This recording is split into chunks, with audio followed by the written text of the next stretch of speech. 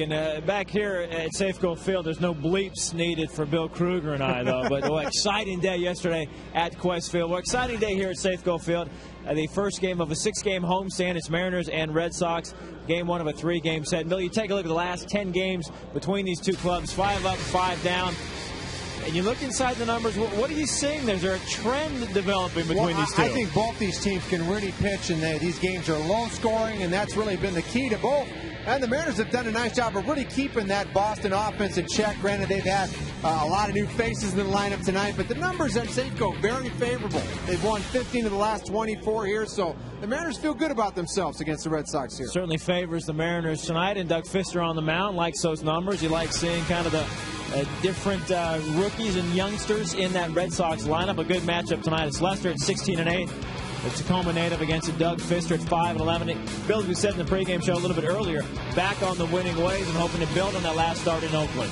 Sometimes you need to win a game even if you're pitching well and not getting a decision. He won in Oakland. He only gave up 2 earned runs. He struck out 4. And really, it's been a struggle, since June, but the shoulder injury, but I see progress. And this guy will be tough for some of these young hitters the first time around. 6'8", with that downward angle. He's tough to pick up, and I expect Fister, who's had good success, 3.18 ERA career against the Red Sox, to do very well this evening.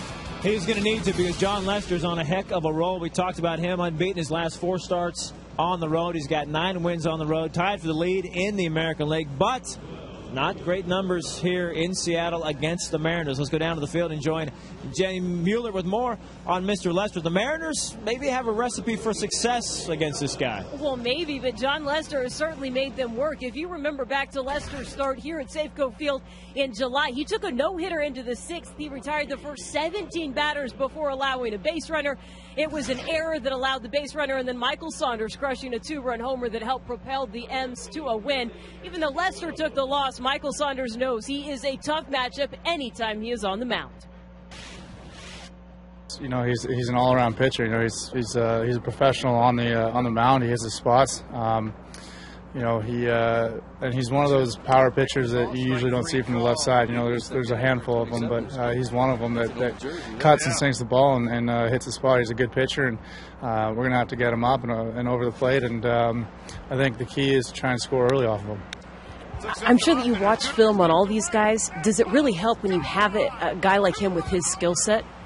Yeah, no, absolutely. Especially for me being a young guy, I don't have the experience that the rest of the guys do and seeing pitchers before and everything. So for me and probably the rest of the younger guys, video is very important. Saunders calls him the best in the business. It is John Lester and Doug Fister tonight from Safeco Field. You don't want to miss it. It should be a great matchup. We'll also check in on the Yankees coming up next. It is a gorgeous night at the ballpark. You're going to want to come back and join us.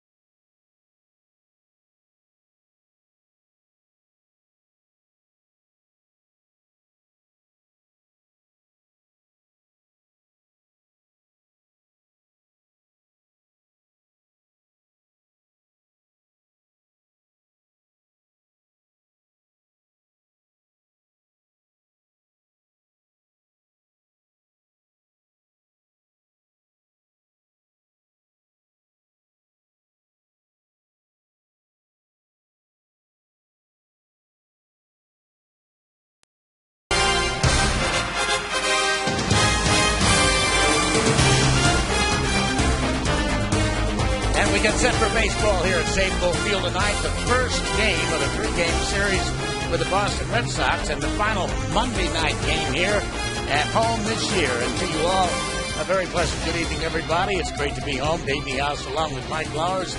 The M's and the BOS Sox go after it, and let's quickly look at the Boston Red Sox lineup. Mike? Okay, leading things off for the Red Sox, it'll be Marco Scutaro. Then it's Kalish, Martinez, Ortiz, Beltre, Lowry.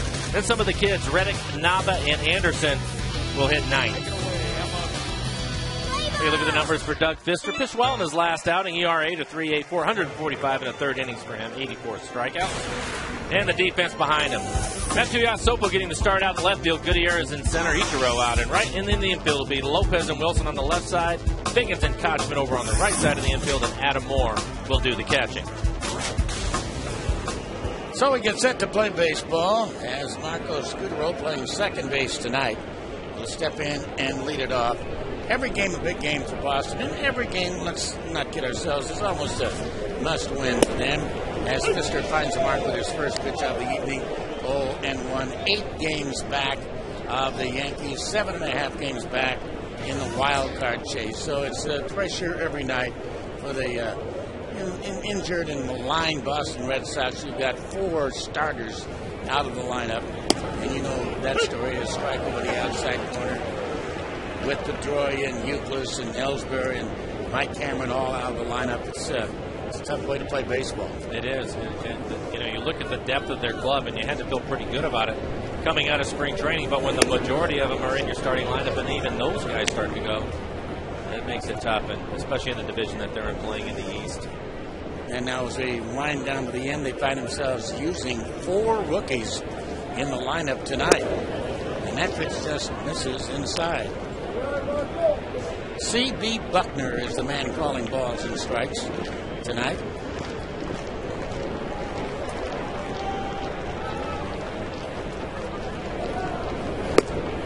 Five. 3-2.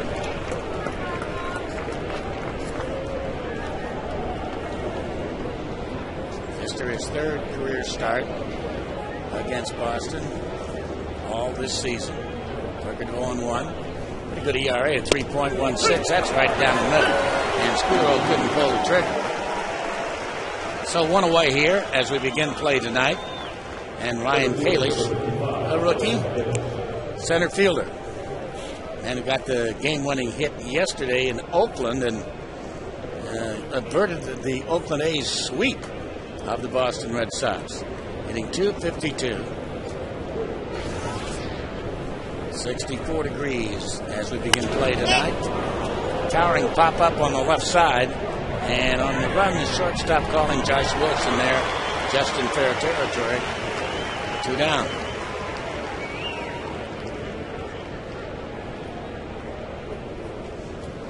And Victor Martinez, the catcher, will be the hitter.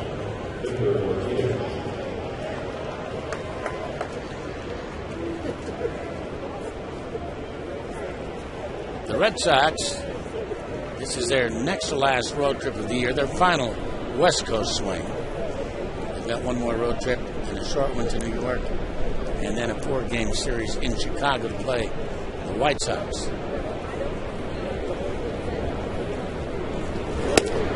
Fister strike at the knees.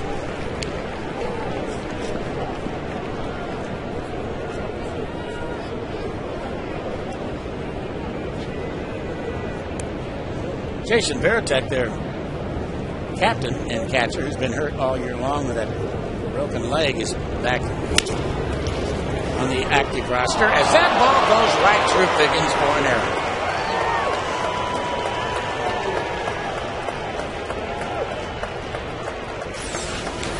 Well, this is about as routine as it gets. Biggins looks like he gets over. He's in good shape. Just picks his glove up a little bit early as it goes right through his legs.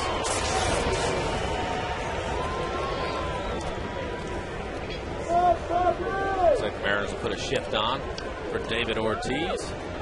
That's the 17th error of the year for the M's second baseman. Here's Big Papi now. 1 for 5 against Fister. 1-0.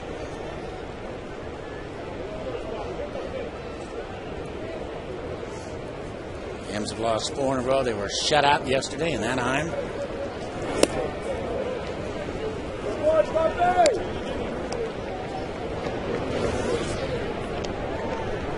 Two balls, no strikes to count on Ortiz.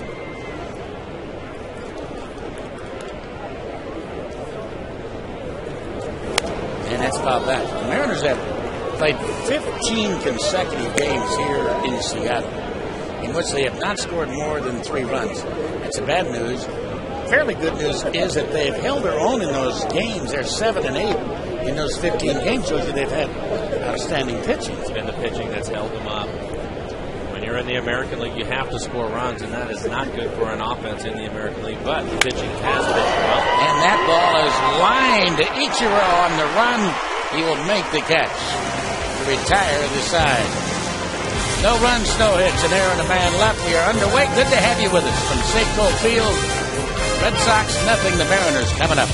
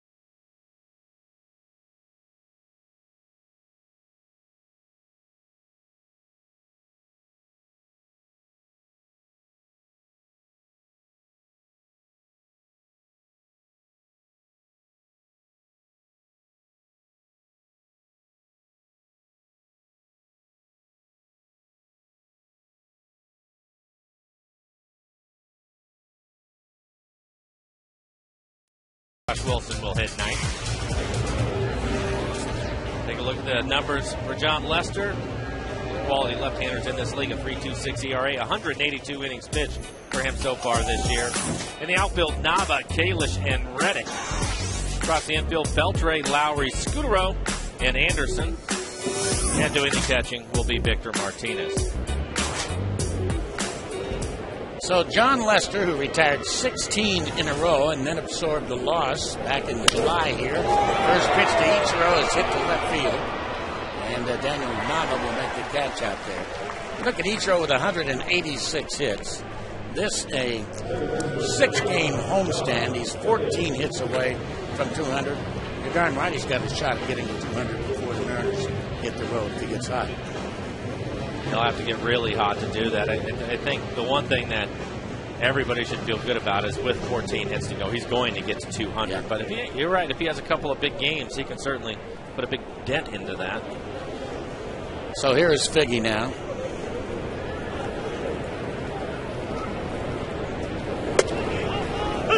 Mariners' last road trip of the year is a backbreaker. Boy, they go to Toronto for 3, Tampa Bay for 3, Texas for 3. League didn't do him any favors, did they? Over the middle. Into center field. Not quite into center field, but it'll be an infield hit. As Scutero comes up with the ball. Figgy is aboard. Take a look at it. Biggins just chops this one over the mound. Lester can't get to it. And although Scutero fields it with Biggins' speed, no reason to make a throw to first. No chance to get him. So that'll be a base hit for Biggins. John Lester, an outside shot at being a 20-game winner. Just have to about win every start from here on out at 16-8. Run the tables.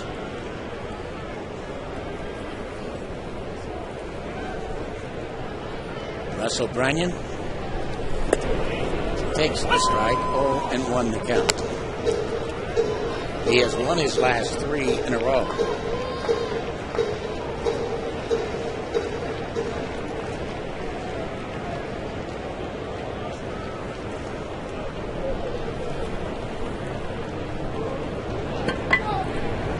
Back when he retired 16 in a row here in July on the 24th, he also established a new career high in strikeouts at 13 that particular day.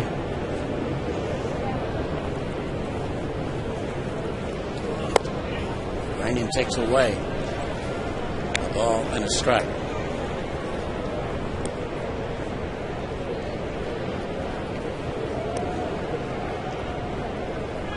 Three for 7 against Lester.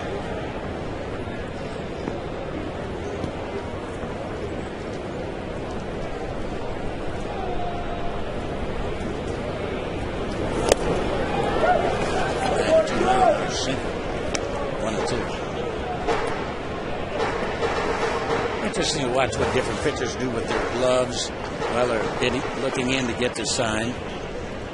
Lester tucks his right underneath his chin, as does Andy Pettit. You see that, of the New York Yankees.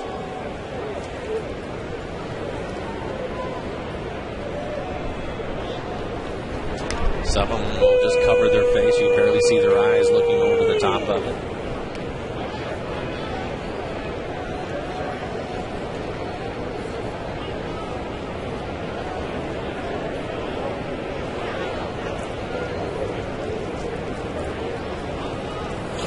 Right down the middle. So Bryan called out on strikes by CB. And Franklin Williams, the center fielder, will be the hitter.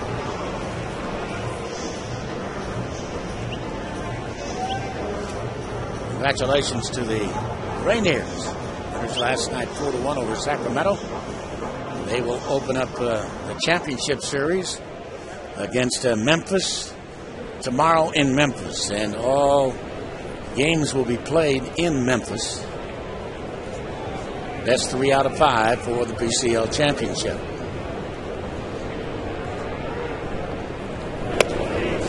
Strike on the outside corner. Big blow last night. Matt Mangini, a long home run out there to the left of the Fidelity sign at deep right center field.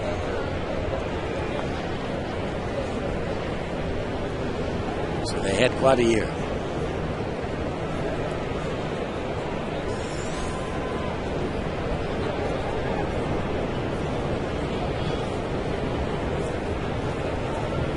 Mike Fairbairn last night was a winning pitcher.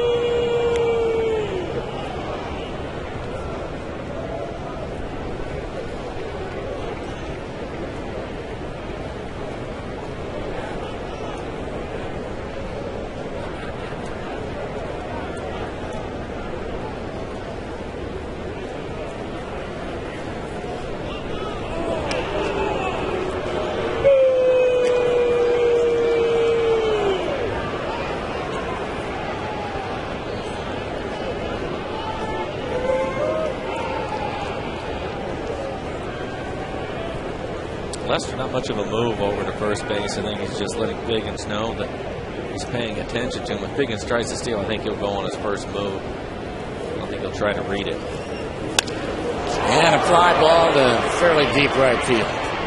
But only fairly deep. And the rookie Josh Reddick is out there to gather it in to retire the side. An infield hit by Figgy. And that will be it for the Mariners here in the first on a beautiful evening in the Northwest. Isn't that a picture postcard? No score after 1.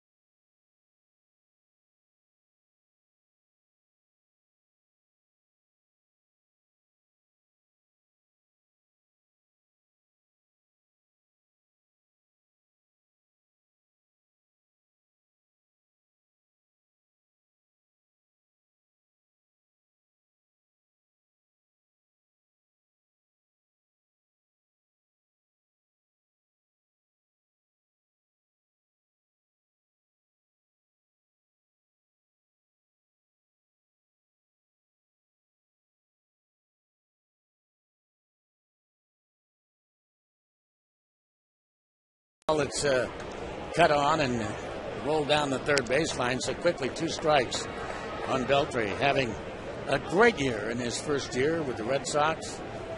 96 RBIs, 27 home runs. And that's fouled on the third baseline. His next extra base hit will break the Boston Red Sox extra base hit record for third baseman held by Wade Boggs. He has 70 extra base hits, and there's a ground ball into the hole, and by figure.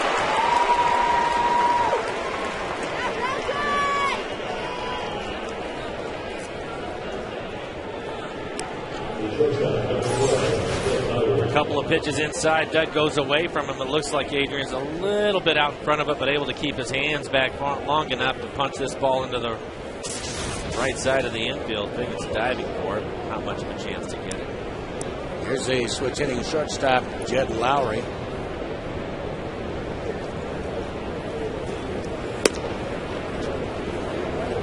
I know the Mariners are very happy with one thing that will not happen in this 3-game series. There will be no day-night doubleheader. Check swing foul at the plate. I think you and I are happy about that too, right? Oh, it was a long day, wasn't it? It was a long day. Long, wet day. End of a long road trip.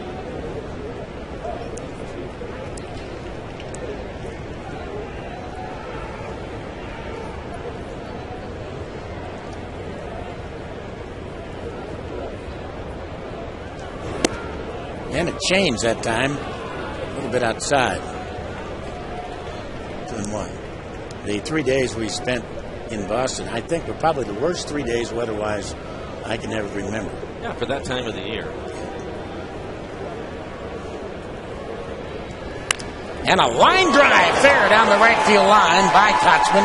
Down toward the corner, and it will go almost all the way into the corner. It'll be a double by Lowry. It'll send Beltre to third base. And the Red Sox are open for business here in the second.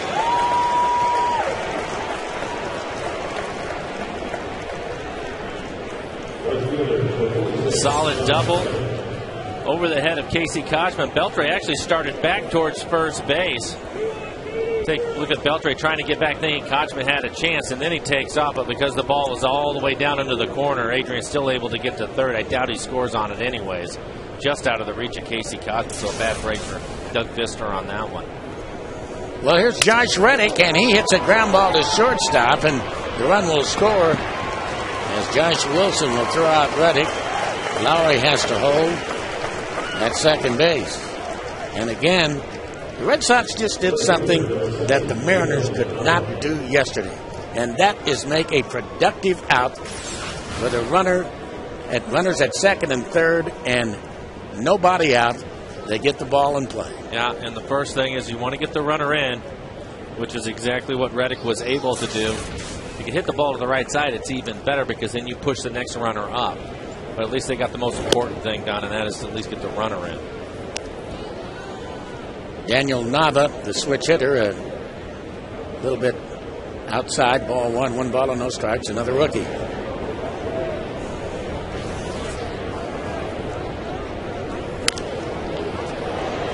that's going to make its way into the stands.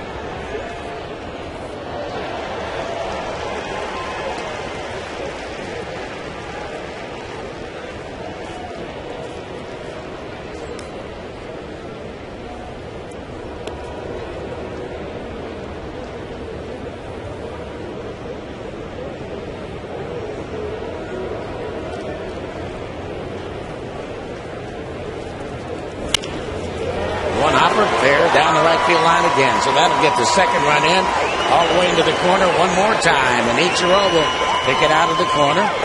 Nava will coast into second base with a stand-up RBI double, and it's 2-0 Red Sox.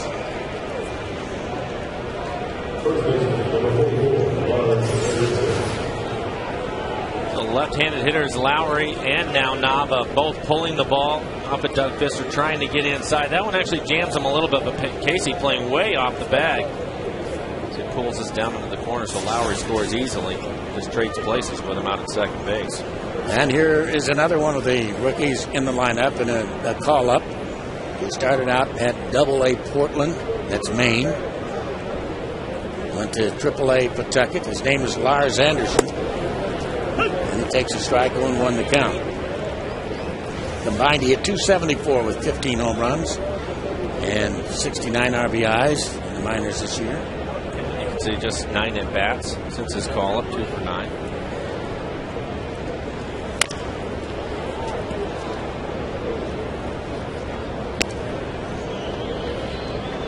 Actually, the Mariners are very happy for the Rainiers, and they'd love to see them win the PCL. The whole minor league system has been very productive this year.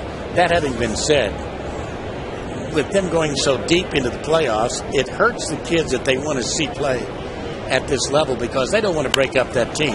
They want to give them a shot, particularly the way things have gone this year, to go ahead and win that thing. And I think that they should. I think that's the right thing to do. Like, give them a chance to win.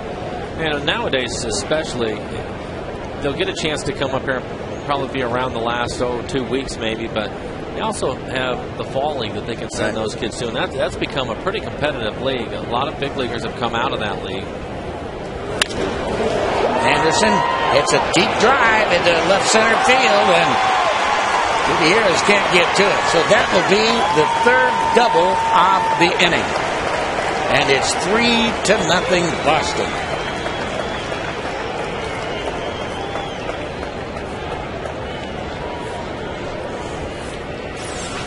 The bottom of the order for the Red Sox. The kids are all doing some damage here in the second inning.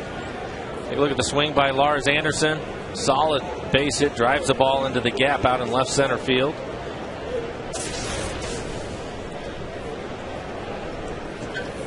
Carl Willis having a conversation with Doug.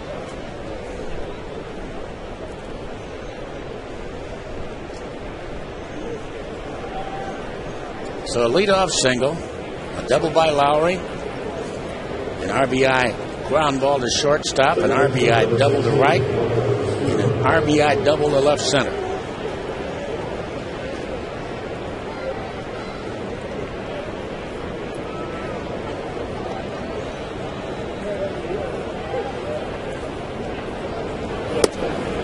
Scudero takes a strike, 1-1.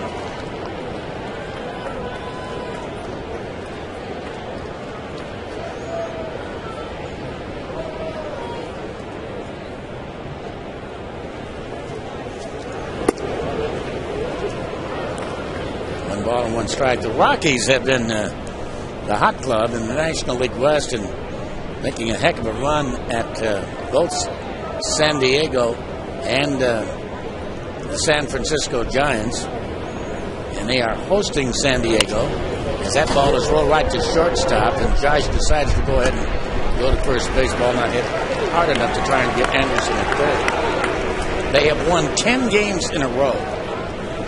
And they are hosting San Diego tonight, and San Diego leading them by a score of 5-4 in the fifth inning. They were down early in that game, so they're making a run to get back in it at 5-4. Ryan Kalish is the hitter, another rookie. Change on the outside corner for a strike.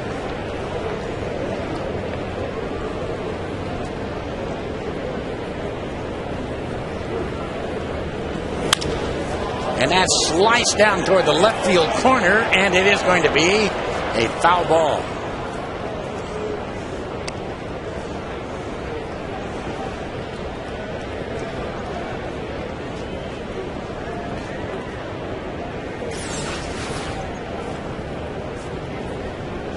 This ball, foul by a couple feet.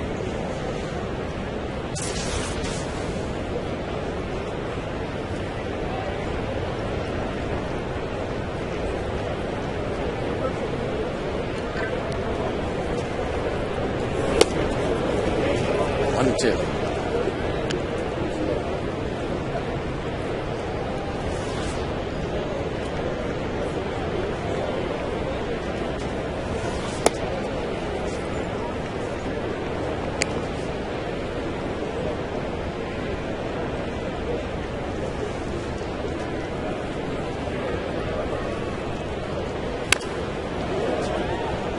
Yankees and Tampa Bay into overtime. Scoreless in the 11th inning down in Florida. That was a good pitching match. Wasn't it?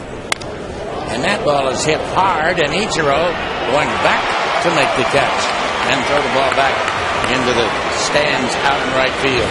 However, three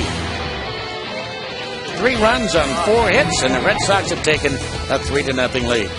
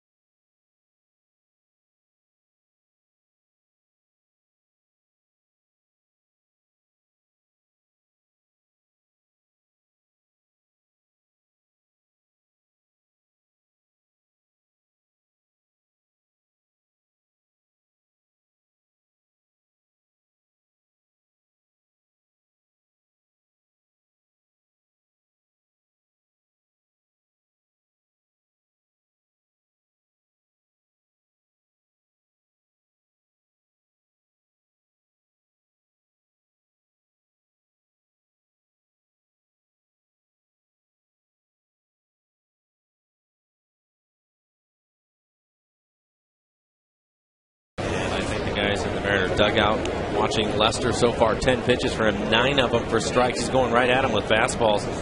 They might want to get a little more aggressive early in the game. Nice pitch.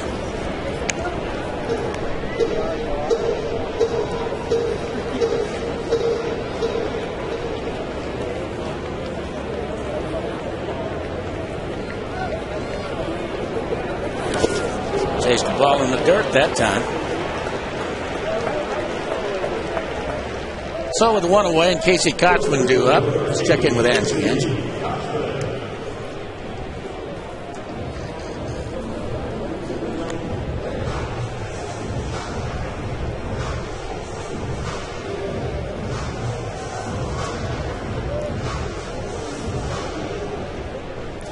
All right, Angie, Casey Kotzman now with 1 down.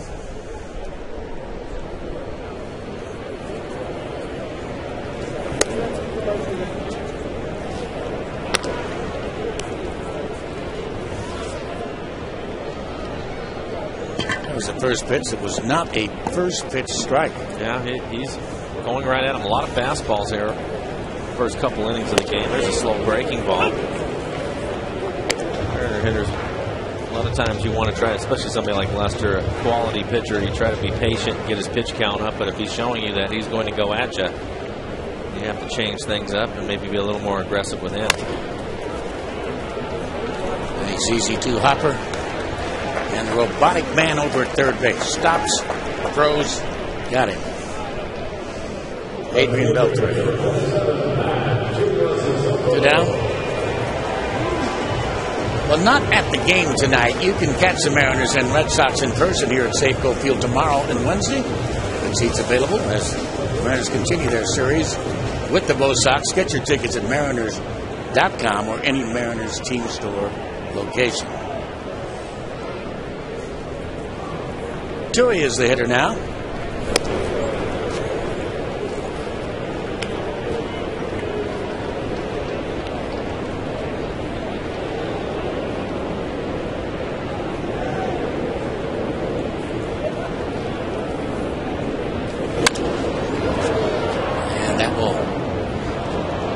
an empty seat in the upper deck and come all the way back down below.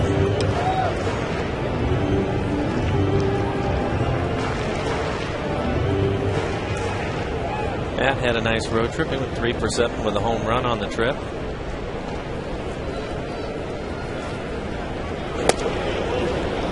Lester just missed with that 92-mile-an-hour heater. And he thought he had it. You could tell by the look on his face.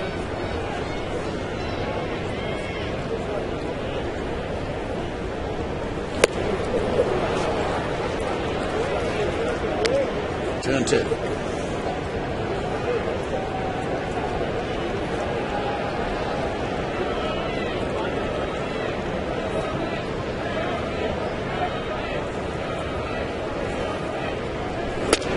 Got him on a fastball, so he strikes out 2 of the 3 men to face him here in the second. The Mariners are gone in order. We move into the 3rd inning of play. Red Sox lead early, 3-0.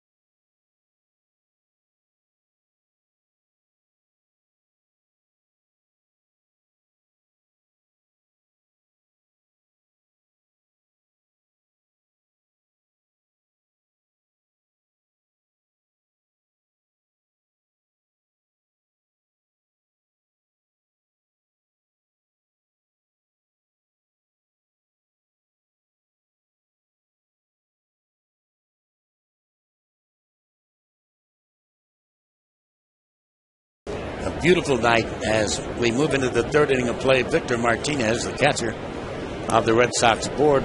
The ground ball went right between the legs of Sean Figgins in the 1st inning. We'll lead it off here in the 3rd against Pfister. And that fastball rolled again right to Figgins. It doesn't get through the wicket this time as Figgy throws him out.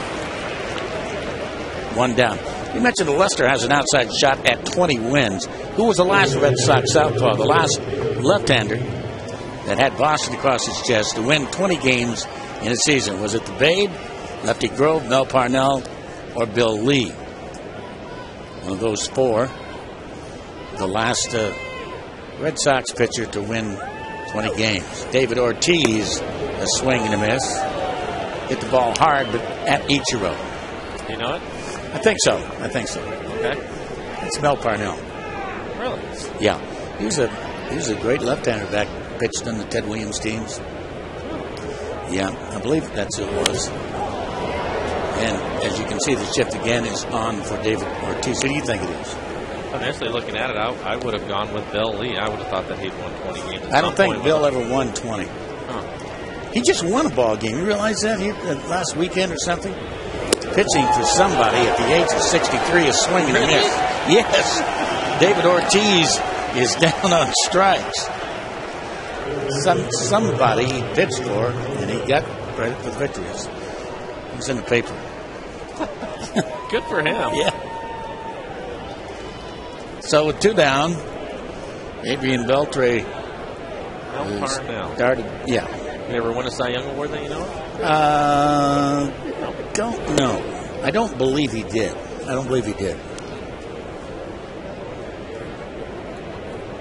that may have preceded the Cy Young Award. Did the Babe ever win 20 games? The 1-0 pitch, swinging the foul back, and Curtis has just gone and found out that he won a game for the Brockton Rocks of the Can-Am League this past weekend. Good for him. The Spaceman. Yeah. And a strike at the knees. That's great. Do you know, did Babe ever win 20 games? Don't know. I don't either. We are told he did on 2 occasions. And that ball is belted to deep center field, and Gutierrez is going to have room to still stay on the grass and make the catch. But I don't think he's the last one to win 20. 3 up and 3 down. We go to the bottom of the 3rd, and it's 3-0 BOS AT SEA.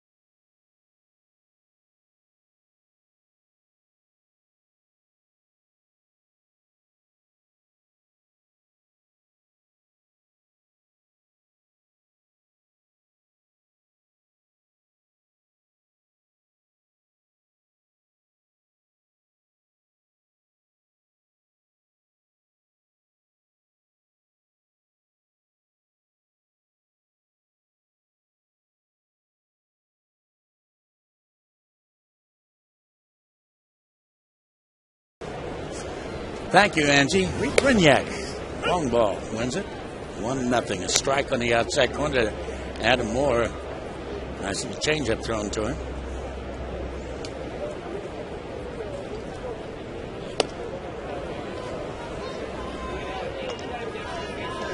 He has a good cutter inside to the right-hander. Just dialed in right now, starting it on the inside corner. By the time they're attacking it, it's in off the plate.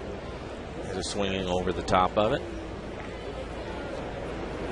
Another one. Just inside. Got out here early this afternoon, as we usually do. And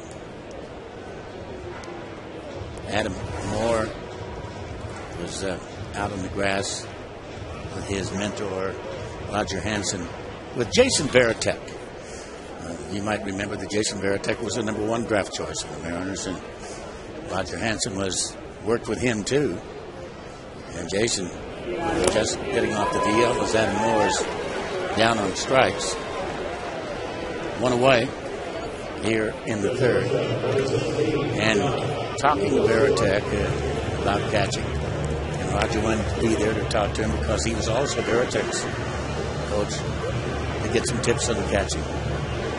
And I was not privy to the conversation, but I find that kind of interesting that he would do that. It's nice of him to do that. Absolutely. Josh Wilson takes outside, ball 1, 1 ball and no strikes to count.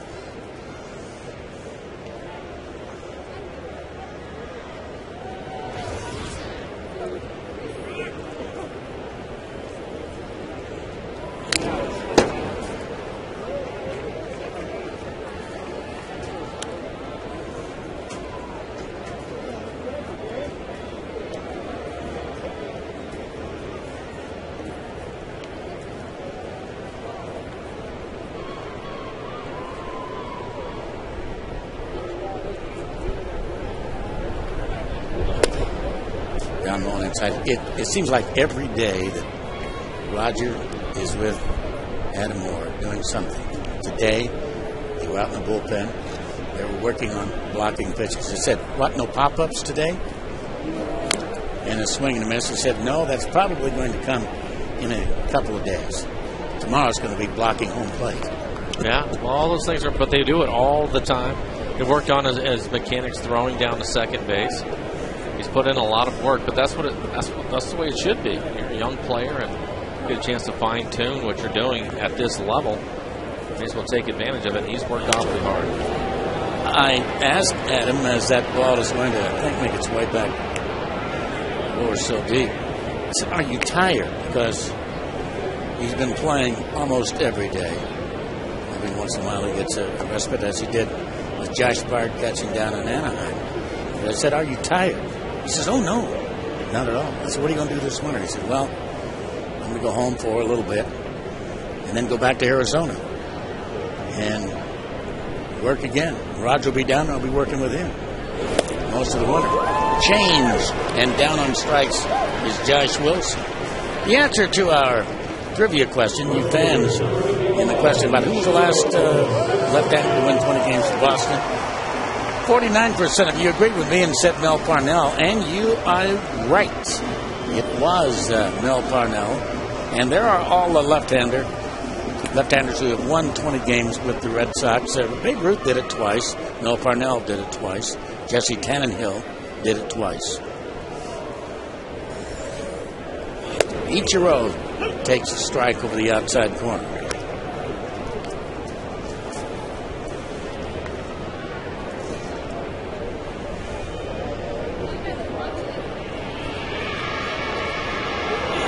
And a ground ball slowly hit to second base. Look at that. Just a nice touch there. I'm not sure that did anything but touch leather for about a millisecond as Scudero makes an outstanding play, just scoops it over to first base. 3 up, 3 down. We're 3 into it, and it's 3-0 Boston.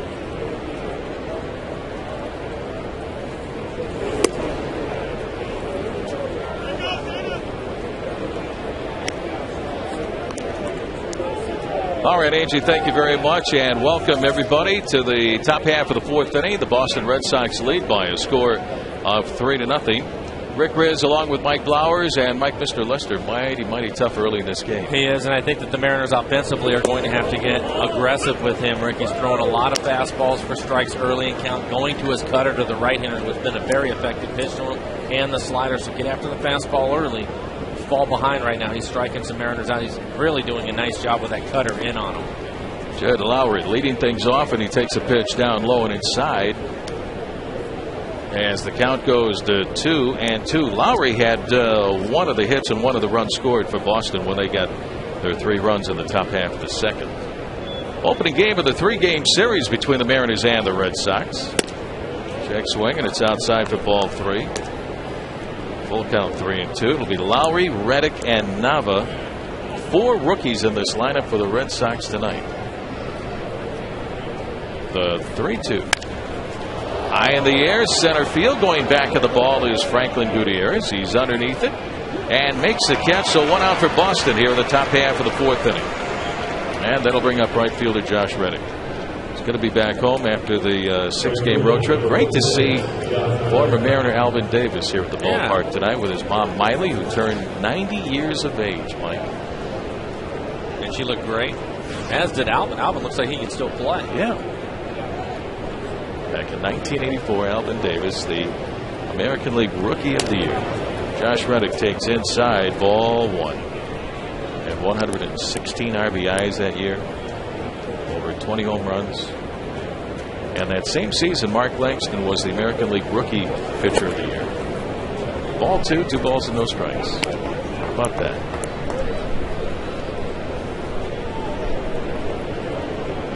Reddick 0 for 1, but his infield out scored a run for Boston in the second. Ground ball right to Sean Figgins at second base. Scoops, and he gets Reddick at first. So 2 up and 2 down for the Red Sox here in the top of the 4th inning.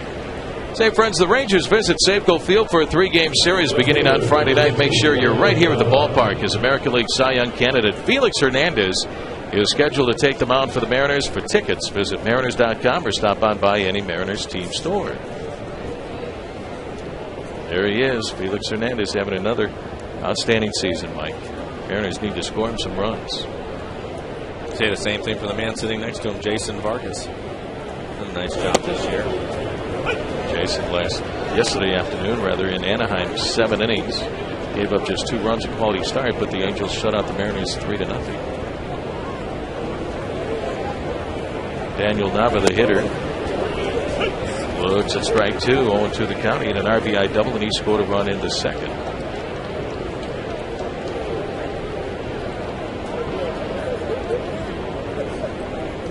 Nava, switch hitter.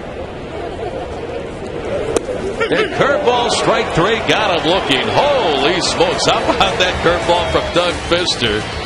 And that's it for Nava, and the Red Sox here at the top of the 4th after 3.5. Red Sox lead 3-0.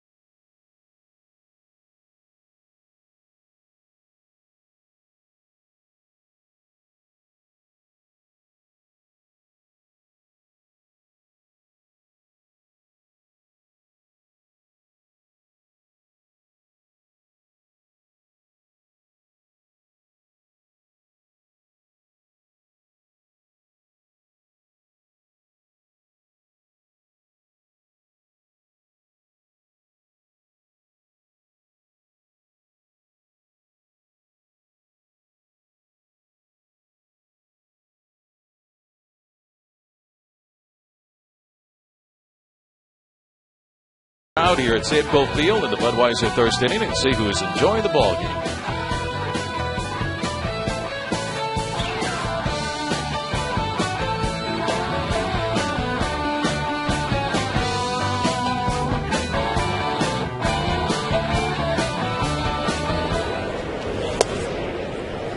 Second baseman Sean Figgins leading off the bottom half of the fourth inning. Red Sox lead by a score of 3-0. Ball one the count.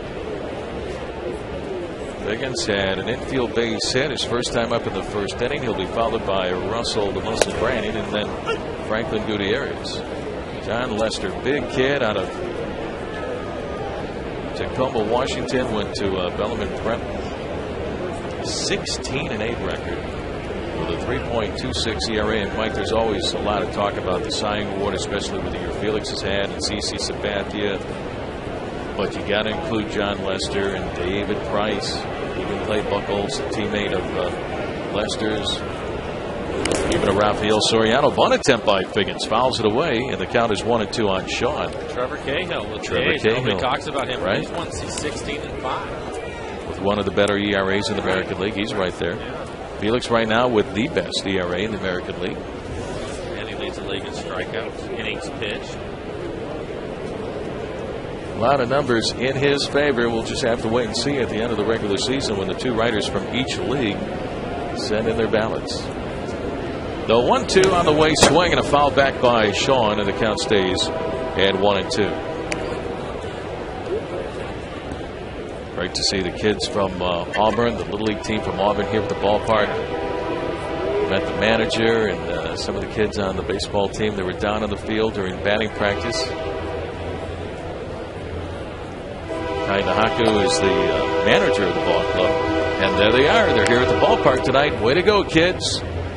They won the Northwest region, went to the Little League World Series in Williamsport, Pennsylvania. They advanced to the championship round where they lost to Texas. But, man, did they ever represent the Pacific Northwest. Soft line drive, base hit into right field off the bat of Sean Figgins. So Figgins with his second base hit tonight. Leadoff single here in the bottom half of the fourth. Well, what a thrill for those kids. Another cutter inside out swing by Figgins, fights it off into right field, so he has his second base hit of the game. Yeah, it'd have to be down on the field, especially watching the guys take batting practice. What an experience. Not many kids get a chance to even do that. Had a chance to visit with. It's been a nice summer for him. Oh, my goodness. Going all the way to the Little League World Series, winning the regional to get there. Russell Branyan takes a breaking ball for a strike, and it's 0-1. I talked with Isaiah Hatch, who had a great series over there in Williamsport. And also, I wanted to meet Robbie Wilson. Remember the little kid that came in and got the final out in the win 9-5 against Connecticut? Because Isaiah Hatch reached his pitch count. There's Isaiah Hatch right there. And Robbie Wilson went in. Fly ball left field. Starting back was Nava. Now he comes in on the run and makes the catch. Makes up those first few steps where he went back. Branyan flies out to shallow left field. 1 out and 1 away. But because Hatch was at his pitch count, they brought in little Robbie Wilson. He came in. I said, "What'd you throw?" He says, "I threw him a slider." And he got this kid to ground out to Hatch, who went to play shortstop for the final out of that particular game, a 9-5 win against Connecticut. But I thought it was one of the highlights of the whole Little League World Series to see that kid come in and pitch. Way to go, fellas. Welcome to Safeco Field. Maybe one day, you're going to be pitching and playing right here in a Mariners uniform. Here's center fielder Franklin Gutierrez. Franklin 0 for 1 is flying out to Reddick in right field. Ball on the count.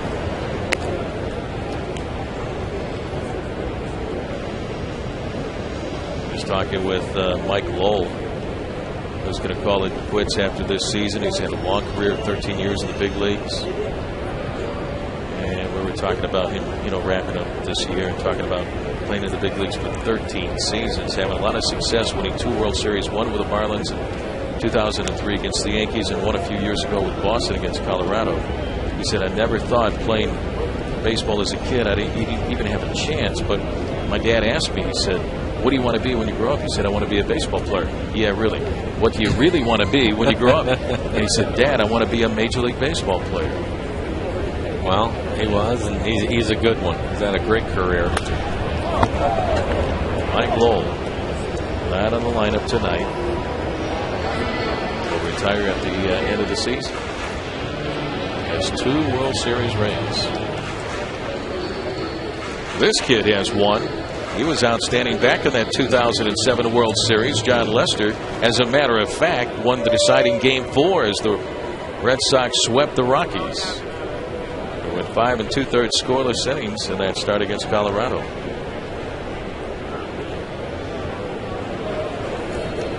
One on, one away, 3-0 Boston. We're in the bottom of the 4th inning.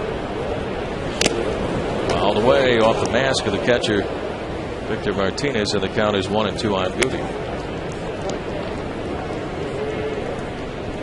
Here are the career numbers, Mike, for John Lester. 58 wins already. That's got to be one of the best winning percentages in a long time for anyone. Nice ERA, 3.5.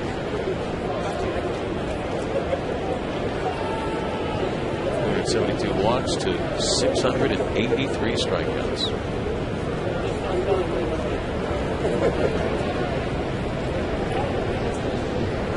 There goes Figgins. And a swing and a foul off the catcher Martinez one more time, and it's still 1-2 on Gutierrez. Figgins was taken off with a pitch. Yeah, that base stolen easily. Frankly, with a couple of strikes, he couldn't take the pitch for him. It was a nice jump by Figgins. A guessing game over at first base. Figgins, in most base stealers, he'll take off on the first move of the pitcher, so they're guessing when he's going to come to home or going to go over to first. And pitchers, there aren't many of them, if any, that can change direction. They make up their mind right about now. He knows which way he's going to go, and then it's just a matter of Figgins guessing right. And a swing and a miss by Gutierrez for strike 3. 2 outs for the Mariners here in the bottom of the 4th inning. That is strikeout number 6, Mike, already for John Lester. He has it all working, and here we go in the bottom of the 4th, and now he's starting to take a little bit off. A lot of fastballs early in the game with 2-seamers away from the right-handers and cutters in on them. And now he's starting to change things up, going to his changeup a little bit more and a slower breaking ball.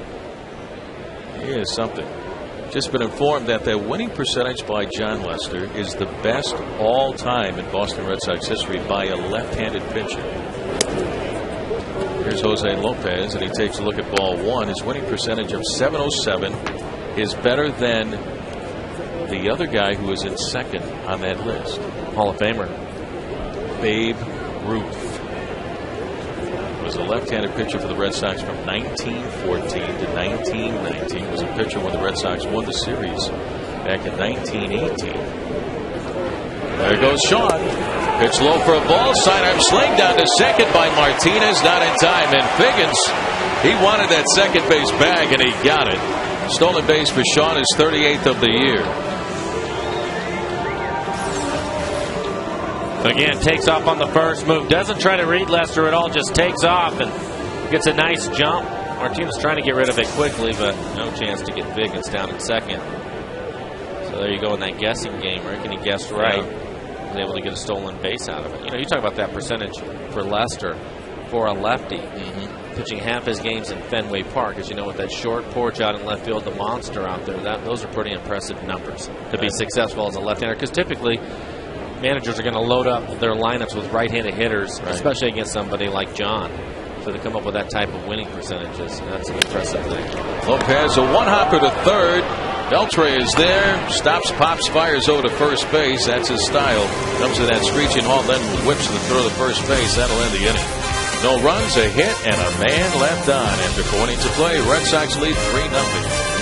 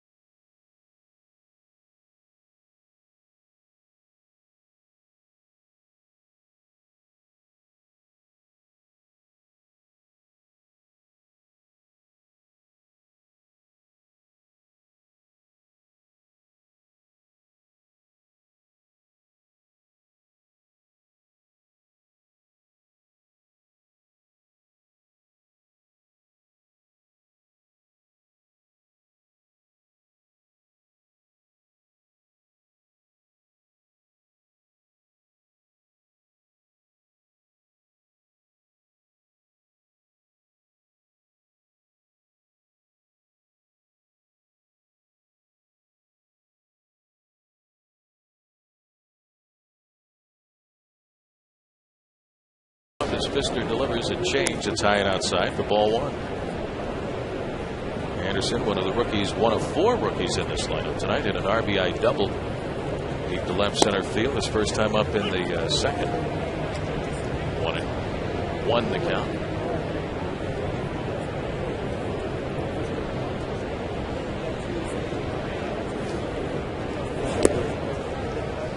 Check swing. Did he go? The appeal to third base umpire Dana DeMuth. It did not go. Ball 2. 2 balls and a strike. Long year for Boston, Mike. 8 games out of first place, but man, they had to deal with so many injuries during the course of the year. 19 players were on the DL. They used the DL 24 times. 9 All-Stars were on the DL. Euclid's out for the year. Jason Varitek right there, broken foot, but he's back. 3-2 the count on Anderson. Well, they have a lot of talent on their club, and they're a deep club. But I think maybe one of the better years Terry Francona has had with dealing with all of those injuries and trying to make this thing work. This ball is skied out to center field. That should be no problem for Frankie Gutierrez. But you try to manage around all those things, especially in the American League East. That's a difficult thing. And they still have, coming into the game today, 79 wins. I think it's going to be tough for them to get into the postseason, and I don't see Tampa or New York coming back to them at all, and that's the difficult part of it. Exactly. Mike Lowell right there is going to retire at the end of the season. There's Bill Hall to the left of Mike on your right. Marco Scudero with a strike, and the count is 0-1. It was just so hard trying to feel that healthy ball for Terry. Line drive right at Jose Lopez at third base. Scudero lines out. 2 outs for Boston here in the top of the 5th inning. Let's check in with Angie Menti. Angie?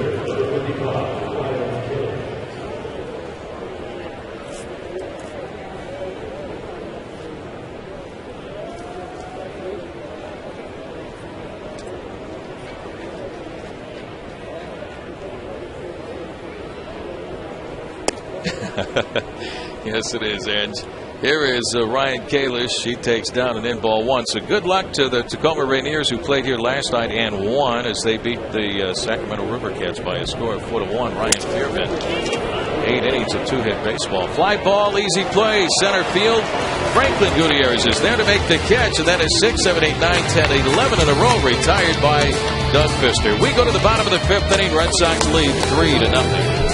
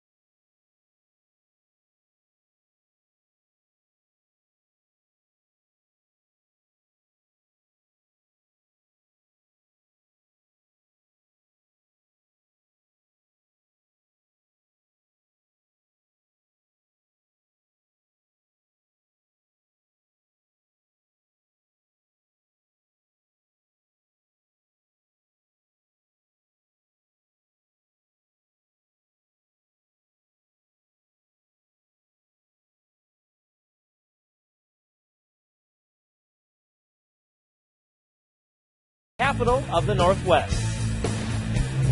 Bottom half of the 5th inning, Red Sox lead it 3-0. Leading things off is Casey Kotzman. Ground ball along the first base side, taken by Anderson behind the bag. Little flip to Mr. Lester at the bag. 1 pitch and 1 away for the Mariners here in the 5th.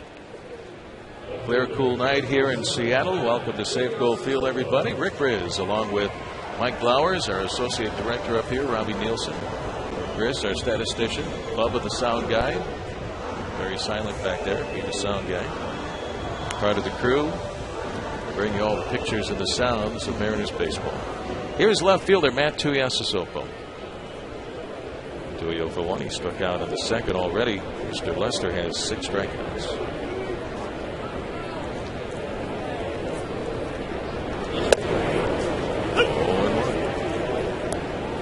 Luke French against Daisuke Matsuzaka tomorrow night in Game 2 of the 3-game series.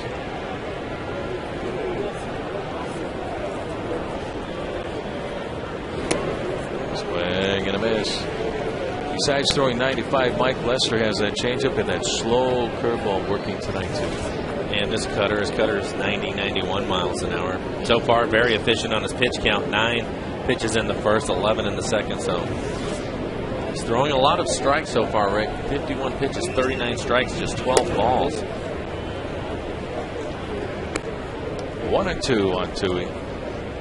In his 1 start against the Mariners earlier this season, back on Actually July did a good job of getting to him.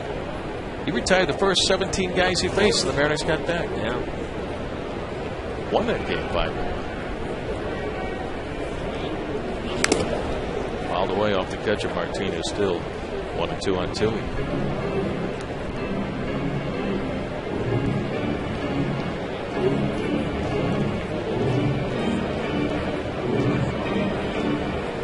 Skipper Darren Brown took over the ball club back on August the 9th. After managing Tacoma, he's going to be real proud of what the Rainiers have done. Breaking ball, strike 3 called. So Tui caught looking. Strikeout number 7 for John Lester. 2 down for the Mariners here in the bottom of the 5th inning. Once again, let's check in with Angie.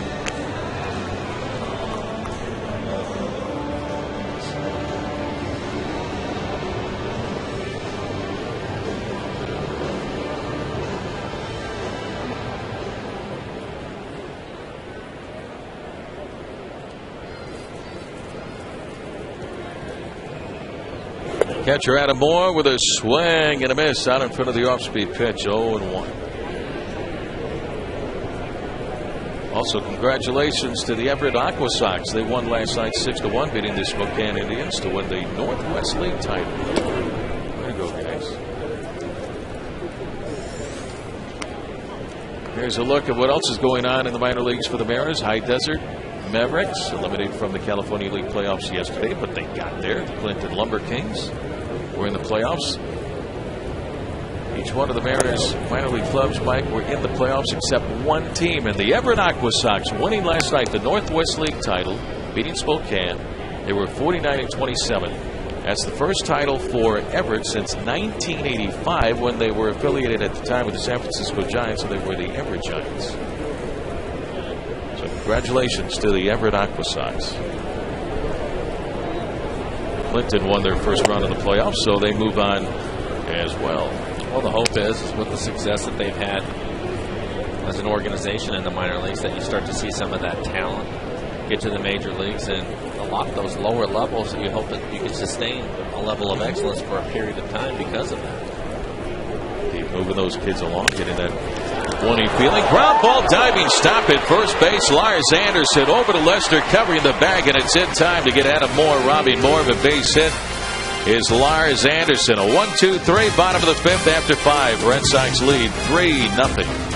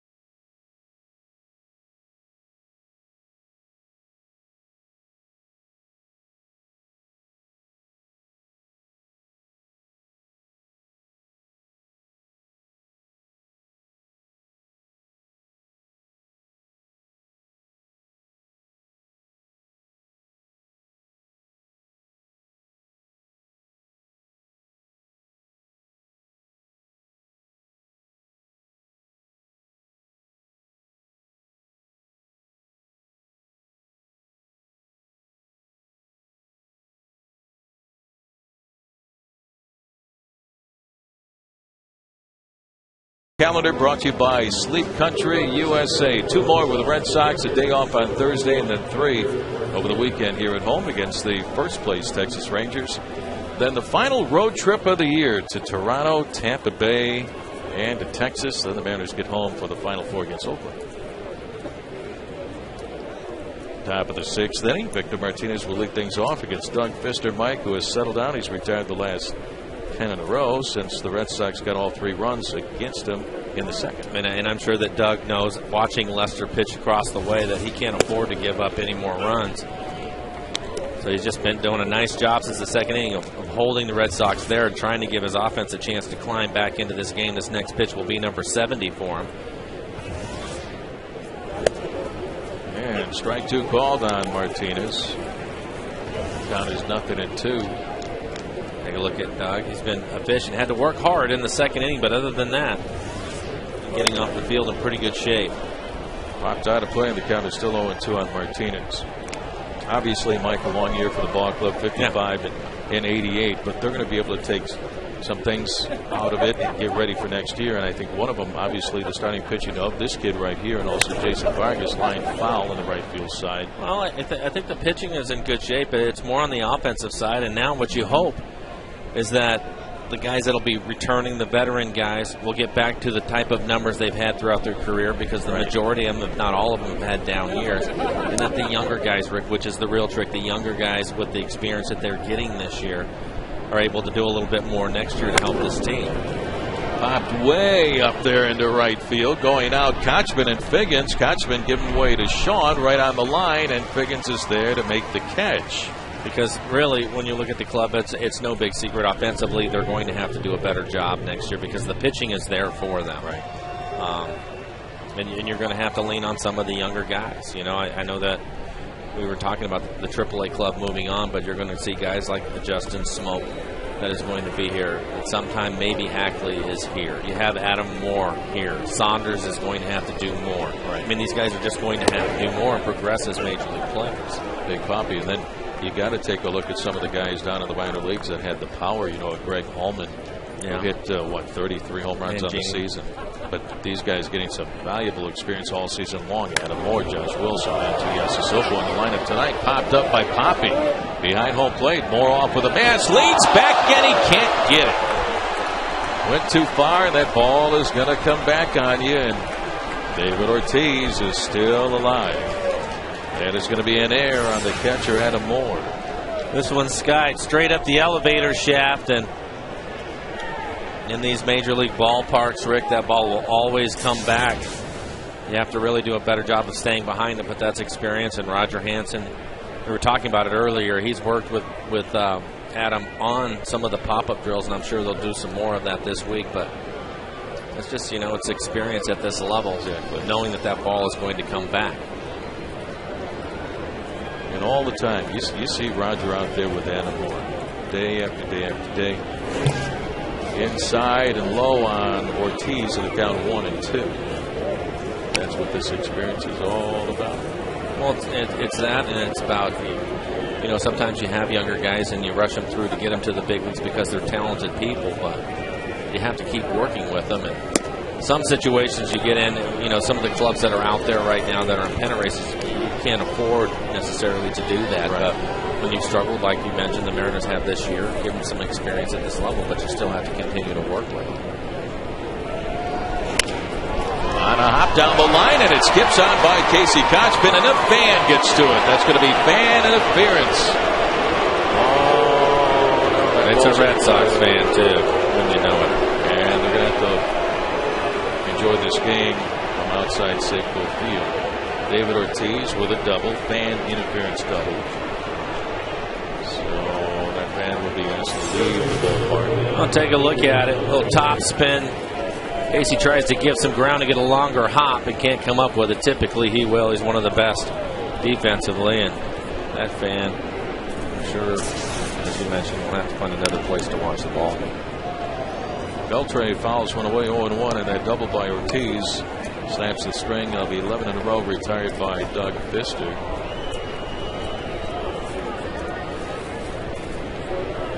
Adrian 1 for 2 with a single, leadoff single, and scored the first of 3 runs for Boston. Back in the second. High ball left field. 2 coming in. Matt is there, and he's got it for the out. 2 outs here in the inning.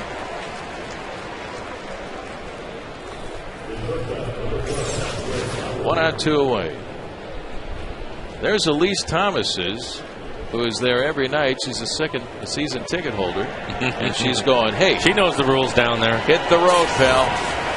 And there you go. Now he's getting his escort. That's Elise Thomas's, who's here just about every night. She's, by the way, the owner of the Seattle Studs, the semi-pro team here in Seattle of talented college players. Jed Lowry, the hitter. He's 1 for 2 with a double. 0-1 the count on Lowry.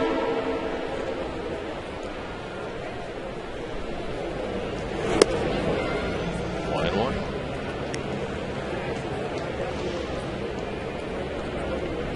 Every year it seems like the Seattle Studs do very well at the tournament in Kansas. I know you're looking at me. If I think of it, I'll let you know. Was it the World Baseball Congress? No. Something. Oh, man.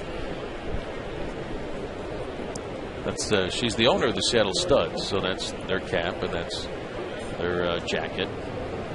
Elise Thomas's. Doesn't miss many games. Strike on Lowry. 2-2. It's a great collegiate league. Liberal Kansas is in it. Did you play there when you were with the Salukis? No, I was not good. I was just on the JV team. Worked construction during the summer back home.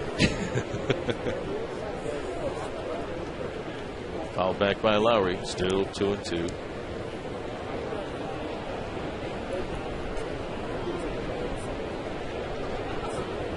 Big Poppy, lead at second.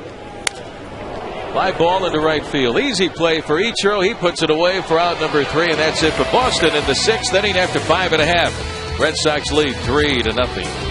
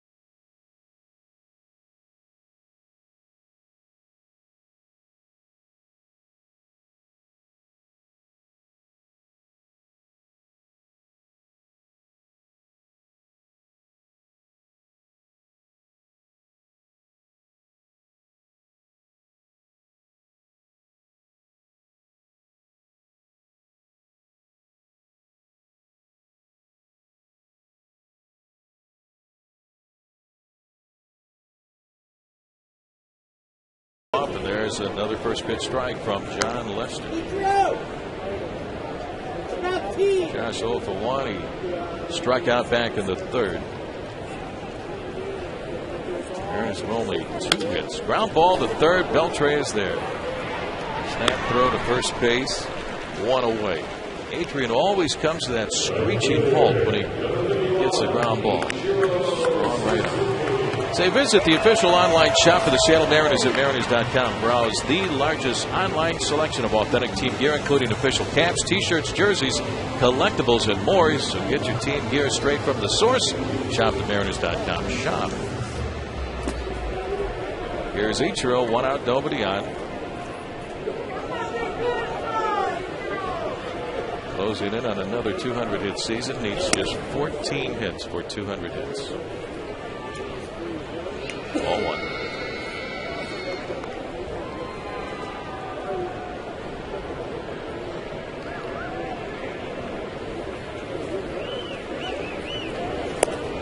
Ichiro shows bunt. Big breaking ball misses outside. Ball 2. 2 balls and no strikes. Like he was going to try to drag bunt, and if he's going to do that, he better lay down a perfect one with Beltre over there. I think you would agree, Rick. Probably one of the best I've ever seen. I don't know about you, but yep. I saw this guy Flowers. Here's a pop-up down the left field side. Down, long run. Beltre off his glove, trying to make that over-the-shoulder catch. Looked like it may have hit off the heel of his glove. And the count is 2-1 on Ichiro, but Beltre a long way to go. Time now for a Coors Light freeze can, Mike. And we've seen this a lot from him, too. He'll make that play more times than not. That one hits him on the heel. Also, they hit him on the wrist. Take another look at it. Right off the heel of his glove and bounces out, so Ichiro will get another shot at it. 2-1 the count on Ichiro.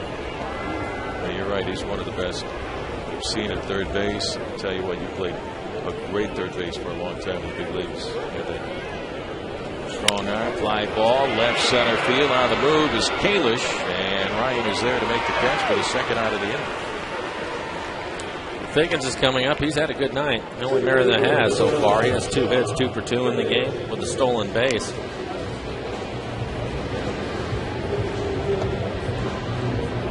Shot from high above, left field down the line, inside Safeco Field. Game 1 of the 3-game series. Here's Sean Figgins.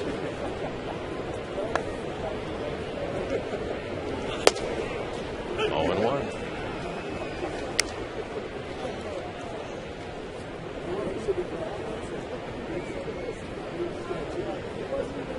John Lester in his last 4 starts on the road, 4-0 record with a 1.65 ERA. Down the line, slicing foul.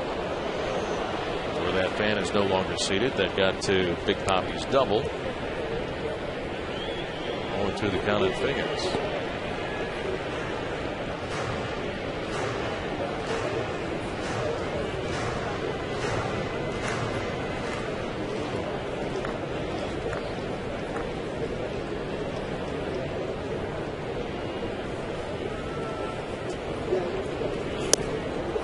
Down and in. 1-2.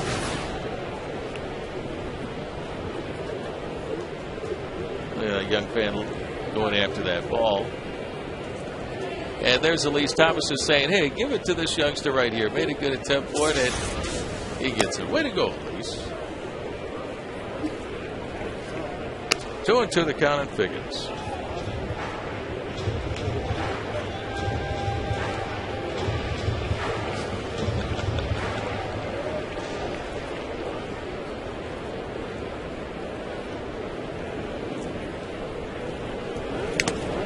Swing and a foul off the catcher Martinez.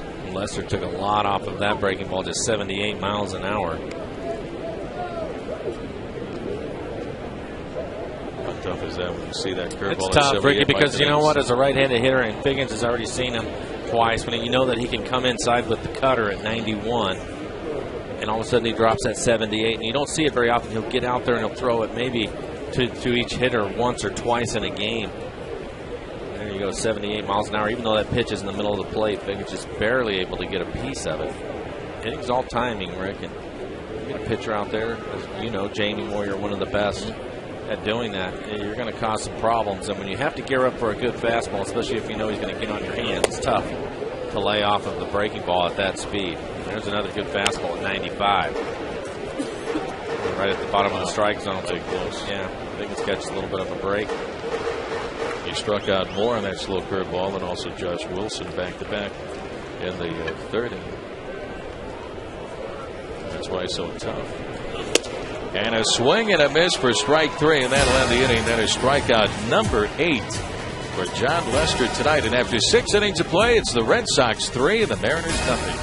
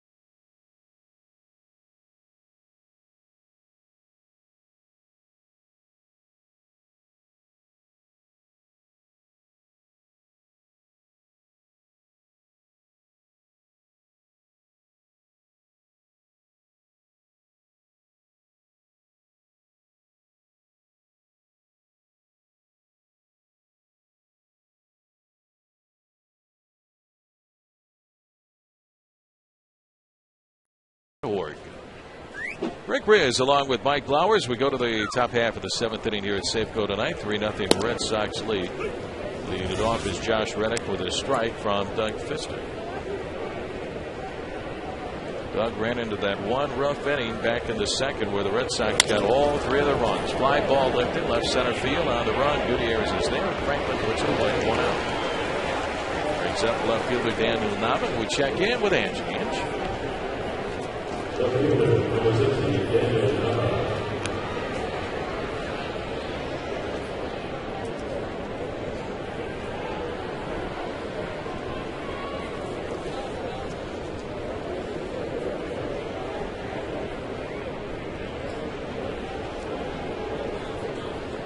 All right, thanks, Angie. Daniel Nava is the hitter. 1 out, nobody on here in the top of the 7th inning.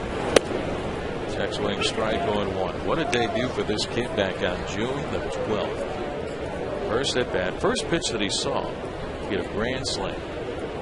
Not too shabby. How many guys have done that? Not too many. No. Fouled back by Nava.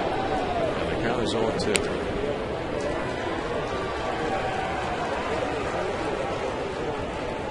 Doug Fister, start number 25 of the year. No walks tonight, only 30 walks the entire season. His previous 24 outings way high and inside and all the way to the backstop off the glove of catcher Adam Moore. Ball 1.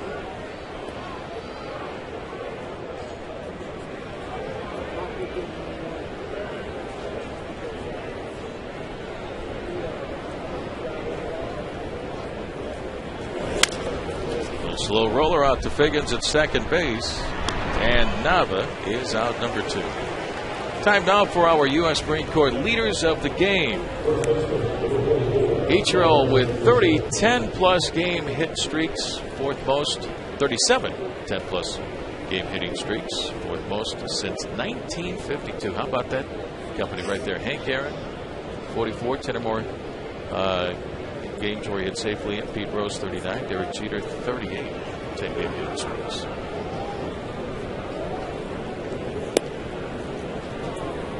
Lars Anderson takes a look at ball 1. He's 1 for 2 with an RBI double back in the second.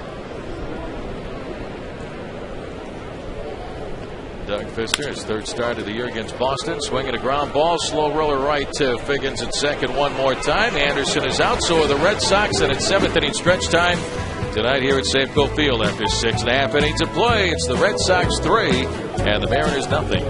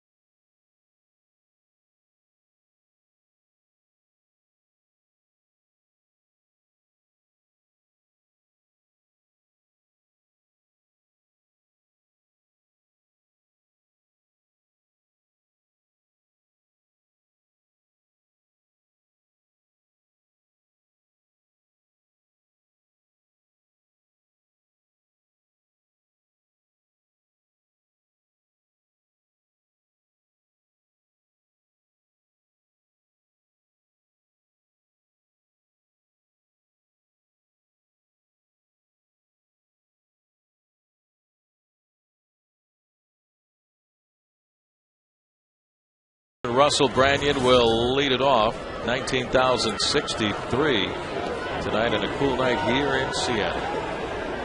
John Lester will take a look at Branyan, Gutierrez, and Lopez. And it's looking like the Mariners offensively are going to have to figure Lester out so far, Rick. Just 72 pitches for him starting here in the 7th inning. So they haven't been able to get his pitch count up. One of the things you'd like to do to get a quality pitcher out of the game, but he looks like he's in really good shape so far as you look at the numbers for him.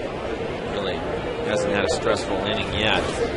Very, very efficient. Swinging a foul off the glove of the catcher, Victor Martinez, and it's 0-2 on Branyan. So you know what he's trying to do. He's number one. He's going to throw strikes early in the count. So how do you?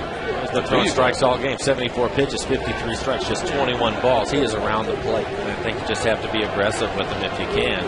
Again, if a pitcher, Rick, is going to throw quality pitches to you, it's going to make it difficult. Like that one there. Stop. Strike 3 called. Strikeout number 8 for Lester. 1 out here at the bottom of the 7th inning. Take a look at this last pitch to Russell. Pitch starts inside, comes back on the inside corner. The trick of it, Ricky, really is you take a look at the first pitch strikes for him, 14 out of 21. Is he's going to give you a pitch to hit. And when pitchers get in the groove, it's still early in the count, you'll get a pitch to hit. The key is you just can't miss it. Yeah. Do something with it, put it in play. Which is going to make it difficult for anybody to try to string together hits up against somebody, a pitcher of Lester's quality, and when he's having the type of night that he's having, he can command his fastball and change speeds on you. It's difficult. All the way on the third base side, and the count is even at 1 ball and 1 strike. And Mike, when he gets 2 strikes, he's not messing around. He's going right after the hitter with 2 strikes. Well, and then all of a sudden he'll expand. That last pitch, as you can see, it's up in the zone a little bit, but it is on a good part of the plate, and that's the pitch that you want to cover. Easier said than done. You know, now he'll start working on the edges and try to get you to chase some off-speed pitches. So Martinez wants one away. There's the off-speed pitch, a breaking ball. 1-2. Better quality pitch down in the zone.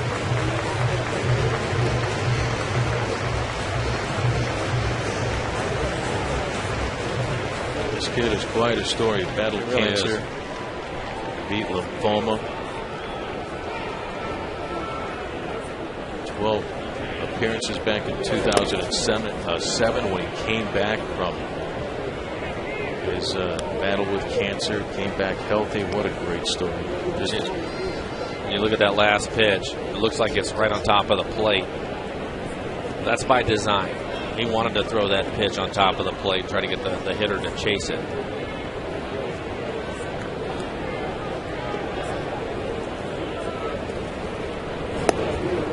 curve, low and inside ball 3, full count 3-2. And after he went through what he went through with his health issues and then going to the World Series and winning Game 4, the decisive Game 4 in 2008, he received the Fred Hutch Award. His courage, commitment, dedication. Inside on Gutierrez. Check swing. Did he go? He did not. And that is ball 4, and that's the first walk given up by John Lester. That's good at bat by Franklin. You can see that after that one pitch we were talking about, the second pitch of the at bat that Franklin fouled off, all the other pitches right outside the strike zone, trying to get him to chase something off the plate. And that is something that is a difficult thing to learn. And when you get a young pitcher that, you try to hit the corners, Rick, everybody knows work in and out, and that's something that pitchers learn early. But having the ability to bounce pitches when you want to, elevate a fastball when you want to, that's the toughest one. That's the one that takes a little bit of time to get to. See catchers take that glove and pound it on the ground. He said, this is where I want it. Here's Jose Lopez, line drive over the head of the shortstop Lowry. Into the gap in left center field. Gutierrez the turn. He'll make it to third. The throw by Nava goes into second base. Jose Lopez with a single. And the Mariners have runners at first and third against John Lester. This copyrighted telecast is presented by authority of the Seattle Mariners and may not be reproduced or retransmitted in any form, and the accounts and descriptions of tonight's game may not be disseminated without the express written consent of the Seattle Mariners. And again, we were talking about it early in counts, and Lopez paying attention, which we like to see. And you can see this last pitch more in the middle of the plate, not. No need to wait around. Don't give him a chance to go to work on you. Jump on that first pitch if you can. And Lopez, nice job, hit a nice line drive over the shortstop's head. And this is the first time, Mike, that third base coach Lee Tinsley has had a chance to say hello to anybody. Right. And I think, again, stay aggressive with him. Make him do something else other than what he has been doing. And that is, first or second pitch typically has been a good fastball in the middle of the plate somewhere. Don't let him get away with that anymore. Make him have to throw his changeup for his breaking ball, or make a better quality pitch. Maybe you can get into some better hitting counts at that point, or hit some line drives. As Lopez did, so he's on at first. Gutierrez on at third base with only one out. Tying runners at the plate in Casey Kochman. Chopper wide of the mound, taken by Lester. Little flip over to first to Anderson, and on the play Gutierrez will score, and the Mariners get their first run of the game. And it's now the Red Sox 3 and the Mariners 1. Casey Kochman with the infield out picks up an RBI, and Lopez will get down to second base, so there's now 2 outs in the inning. Say catch all the action of the 2010 Major League Baseball postseason on Fox and TBS. The excitement begins October the 6th with the Division Series on TBS. Well, Mike, the Mariners finally get to John Lester.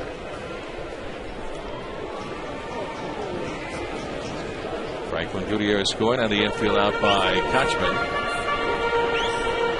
Lopez out at second base with 2 outs, of the Mariners capitalize on the walk to Gutierrez. And I think if Lester had taken a look back, he had a chance to either keep Franklin in third or cut him down at the plate. Because Franklin was not going on contact. He took a couple of hard steps to home and stopped. And then when Lester kept going towards first, that's when he scored. Here is Matt Tuiasosopo. There's now the tying run at home plate. Breaking ball is down and into Tui. Ball 1.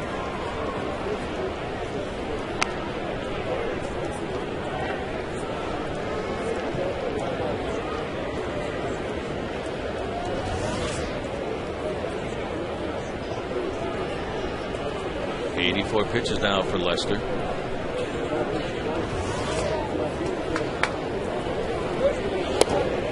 That's down and in for ball 2. 2 balls and no strikes.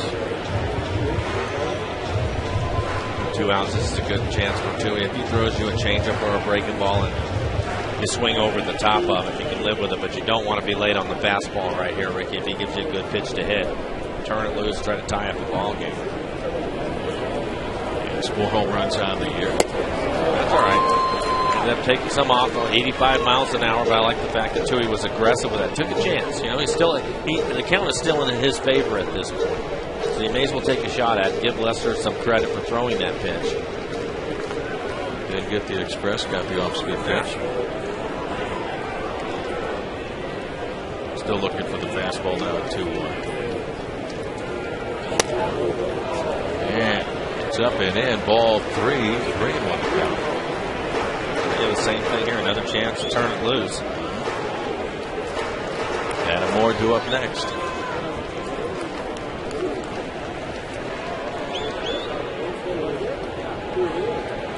He also hit 5 home runs this year down at Tacoma. And it's low for ball 4. So the second walk given up by Lester. Tui's on at first base. Lopez down the way at second. 2 on, 2 outs and 1 in. 3-1 Red Sox. So now the Mariners have the tying runs aboard. And time is called. Lester having to work a little bit in this inning. Go out and give him a little bit of a breather, try to get him back on track. He was really careful with Tui. He threw him another, it looked like a changeup, a 3-1 changeup that Tui was able to take. So a nice at bat for him as he gets a walk. Adam, last time up was Rob. Nice play by Lars Anderson, the first baseman, as Adam hit the ball hard in the hole and he made a diving stop up and was able to throw him out at first. So here is Adam Moore trying to do some damage against John Lester here in the bottom of the 7th inning. I think that was Gary Tuck who went out there, the bullpen coach, who's sitting in for John Farrell. John is under the weather with taking care of some kidney stones. So hopefully John Farrell is all right. Here's Adam Moore with 2 on and 2 outs. Ground ball to short. Up with the ball is Lowry. On the run, the throw to first base, and it's in time to get more, and that will end the inning. Well, the Mariners get 1, but they leave a couple. And after 7 innings of play, it's now the Red Sox 3 and the Mariners 1.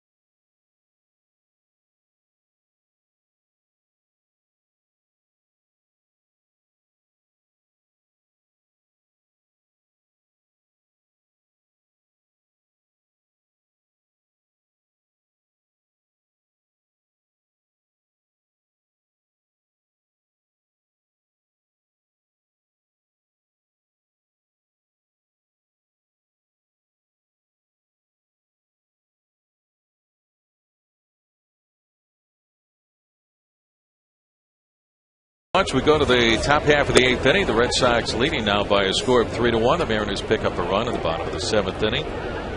Marco Scudero to lead it off. Speaking of the Cincinnati Reds, Mike, they have a new player, Willie Bloomquist, traded away by Kansas City to Cincinnati. Speaking of the Reds, with that victory and the Cardinals losing, they're now 7-game lead. Way on top of the National League Central. Yeah. Scudero takes ball 2, 2-1 the count on the Red Sox second baseman tonight. Doug Fister ran into that one rough inning back in the second when the Red Sox got all 3 of the runs. 3-1. Garrett Olson getting loose in the Mariner pen. His next pitch will be 100 for Doug. Down the line, foul. Full count 3-2. Mike, for a pitcher, it's got to be always a badge of honor to be pitching well deep into a game in the 8th inning. Trying to give your ball club a chance to win. Yeah, a lot of guys don't do that anymore, with everything being specialized out in the bullpen. But the Mariners starters, Vargas has done that this year. Felix does it every time that he goes out. Line foul into the seats. Watch it down there. And that's been one of the things that's been difficult for Doug since he's come back from the deal. Up till that point, he was getting deep into the games, but it's been a struggle for him. So it's good to see him pitching in the 8th inning, pitching well. That 2nd inning, jumped up and grabbed him when he gave up the 3 runs, but he's pitched well since then. Now just over 100 pitches, and it's down low for ball 4. Scudero with a leadoff walk here in the top half of the 8th. Let's take a look at our Quest high-speed pitch, brought to you by Quest High-Speed Internet. John Lester's fastball topping out at 95. Doug Fister's fastball at 91. Mike Blauer's fastball at 99. Always wanted to see you pitch. You did? The way you threw the ball across the diamond, I thought, what can that man do on the mound? Here's Ryan Kalish. Walk a lot of hitters, probably. But they would be afraid. Very afraid. 0-1 the count at Kalish.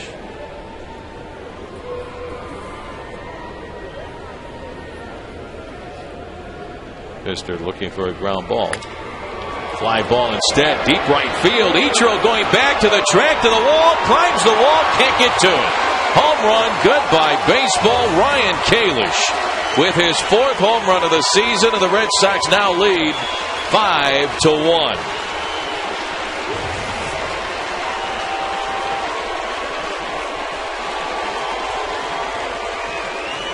Scudero scoring in front of Ryan Kalish, who gets it out of here to right field. Yeah, it looks like a changeup, Rick, up out over the plate. I think Ichiro is going to go back up over the wall, but this ball is well back into the stands. No chance. Wow, he almost went over the top of it. Got his left foot on top of the wall. Right foot hit the wall and then climbed up. And too far into the seats it goes. Kalish with home run number 4. Victor Martinez with a strike.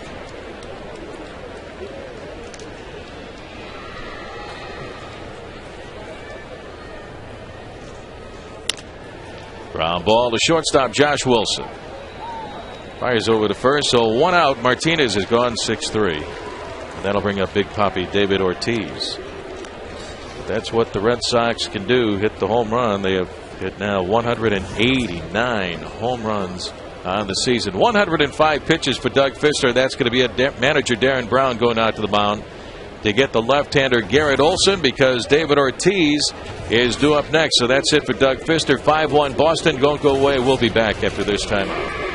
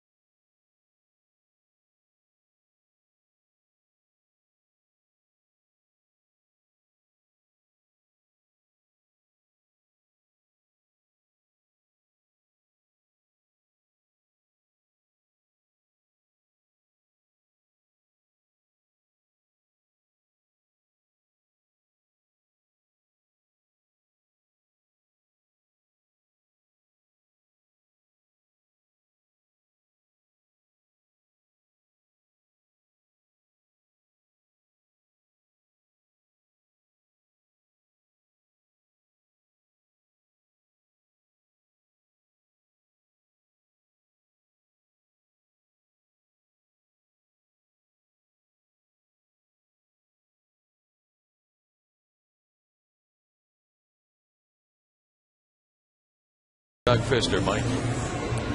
Take a look at his numbers. 105 pitches for him in the game. Just the one walk. The home run really hurt him there at the end. Other than that, he pitched well in the game. 5 runs, 5 earned runs. Northwest Dodge dealers called to the bullpen. Garrett Olson. Chance to pitch to David Ortiz. Big Papi 1 for 3 with a double. Numbers for Garrett Olson: 27 appearances, that 0-3 record, and a 4.70 ERA. The shift on for Big Papi, a swing and a foul back behind the plate. 0-1. Shortstop Josh Wilson on the other side of the bag, along with Figgins and Kochman.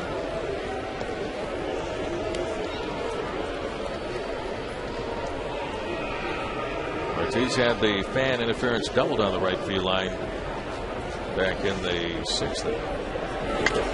Popped out of play on the third base side, 0-2. Early this year, Ortiz was the 1,000th strikeout for Felix Hernandez. And when Felix struck him out, he became the 4th youngest in Major League history to get to 1,000 strikeouts. And he got this guy for number 1,000.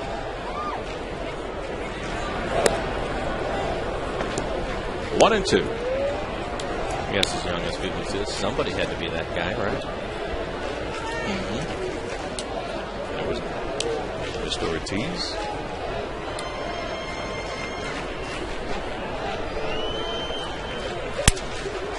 Little looper to shallow right center field, going out the shortstop Josh Wilson, and he's there to make the catch. So 2 outs here in the 8th inning for Boston. The walk to Scudero, the home run by Kalish, now 2 down. Say this Wednesday, spend the afternoon with the Mariners and the Red Sox. It's the final U.S. Bank Mariner matinee of the year with a special start time of 3:40. Leave the office a little early and take in some afternoon baseball right here at Safeco. For tickets, visit mariners.com.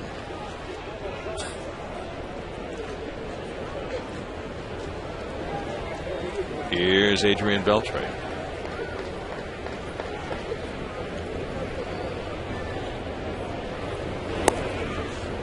Ball 1.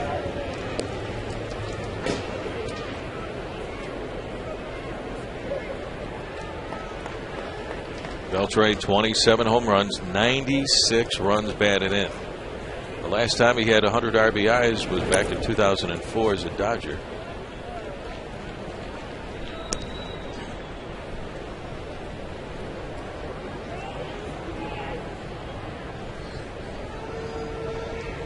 First time All-Star this year.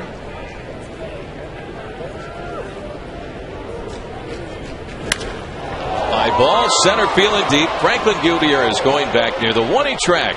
He's there and he makes the catch for out number 3. But the Red Sox get a couple on the home run by Ryan Kalish. His 4th home run of the year. We go to the bottom of the 8th inning. Red Sox 5 and the Mariners 1.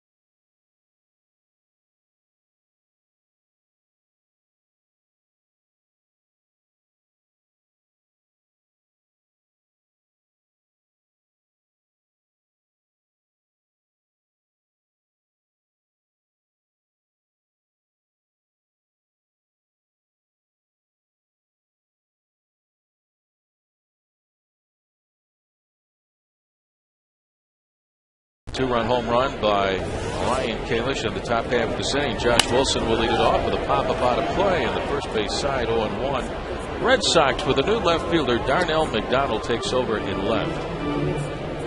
McDonald, out of the Denver, Colorado area, went to the same high school, Cherry Creek High School, as Mariner catcher Josh Bard and Mariner pitcher David Hartzman. Blowing outside, ball 1-1-1. And Darnell was telling me inside the Red Sox clubhouse before the game tonight. There's a look at Daniel Bard warming up down in the bullpen for Boston. That they won 3 consecutive state high school baseball titles at Cherry Creek High School in Denver. Strike on the outside corner on Josh, 1-2.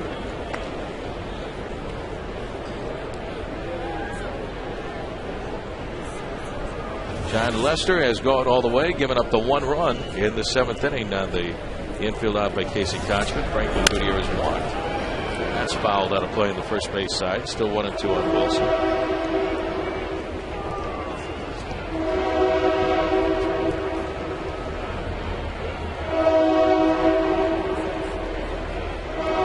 Lester has walked only 2. Both free passes came in the bottom of the 7th inning where the Mariners got that 1 run.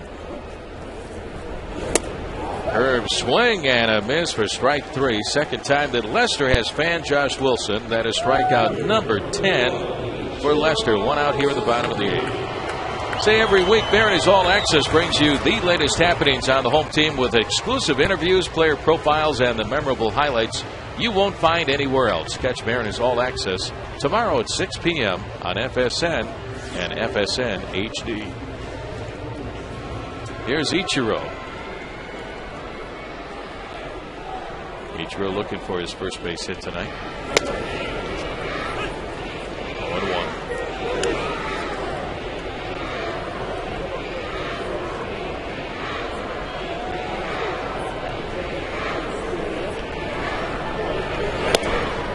All 1-1. Lester has given up only 3 hits.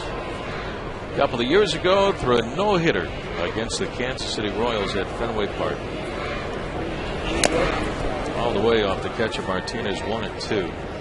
That was the 18th no-hitter in the history of the Boston Red Sox. And the 5th by a left-hander with Boston.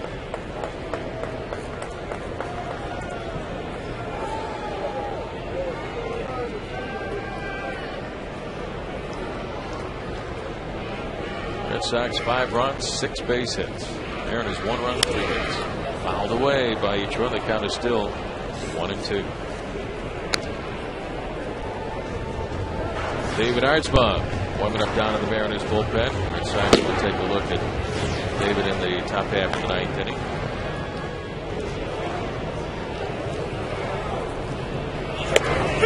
Strike 3 call got Ichiro looking. So back-to-back strikeouts for Lester here in the bottom half of the 8th. And that's strikeout number 11. Say one of the biggest fan appreciation nights in Mariners history is all set for Friday, October the 1st when the A's visit Safeco Field. It's going to be a big night of prize giveaways all night long, including autographed jerseys, $1,000 worth of Arco Gas Blu-ray disc players, 42-inch TVs, and more. Join us for this evening of prizes. For tickets, visit Mariners.com. Sean Figgins backs away from a Lester pitch up and in, ball 1. Sean has 2 of the Mariners' 3 hits. The other one belongs to Jose Lopez. Pitch number 101 from John Lester, and a swing and a foul back by Figgins. 1-1 the count.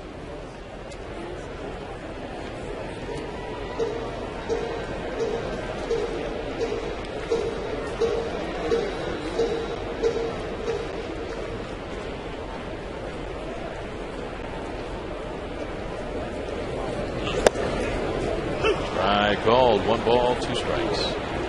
Luke French against Daisuke Matsuzaka tomorrow night. And then remember, Wednesday afternoon, game time is 3:40.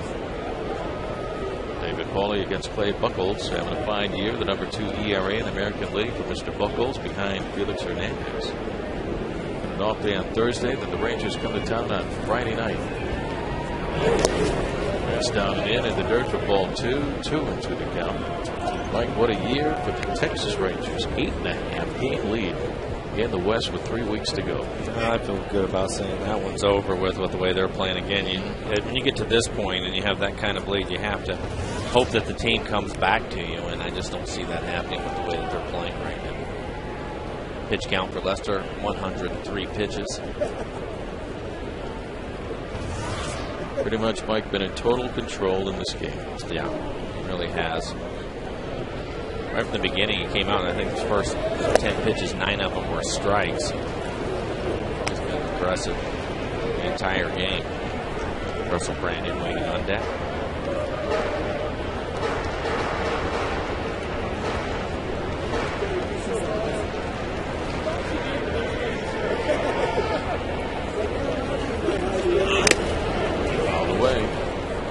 Still 3-2. Still throwing 95 miles an hour to the last pitch. 105th pitch of the game, 95. When Randy Johnson threw his no-hitter June 2nd, 1990 against the Detroit Tigers, he threw 137 pitches, and his last one was 97 against Mike Heath. Yeah, I mean, with Randy, I know that I played some games with him. He was in the 140s. Ended up with a lot of strikeouts and a lot of walks early. Well, even when he cut his walks down, a lot of foul balls too, Rick. You know, guys just, along with those strikeouts, a lot of foul balls. Yeah. His pitch count get up there, and fortunately for him, he had the frame to take it. Yeah. And I don't ever remember Randy having arm problems. His back was the issue for a lot of years with him, but his arm held up, I think, throughout his career. Again, the 3-2 down the left field line, but pulled foul and out of play. The count is still 3-2 on Figgins. Yeah, no, you're right. He had that problem, back issue, but I was talking to him not too long ago. He was still pitching. He said he was fortunate he didn't have too many problems with the left arm. Ninth pitch coming up. And it's up and away for ball 4. So that's the third walk given up by Lester. He had the 2 free passes in the 7th, and now the walk to Sean Figgins here in the bottom of the 8th inning. 1 out with 2 outs. Brings up designated hitter Russell Branion. Lester looked like he was just tired of Figgins fouling his fastballs off, so ended up walking him on a breaking ball, just trying to change things up. So Figgins out at first base for the 3rd time tonight. Branion is 0 for 3. Daniel Bard down in the Boston bullpen. Throw some heat.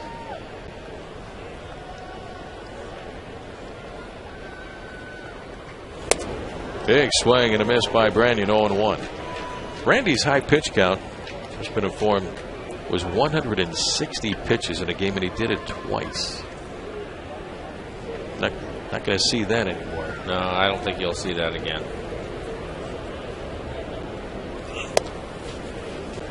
One and Russell.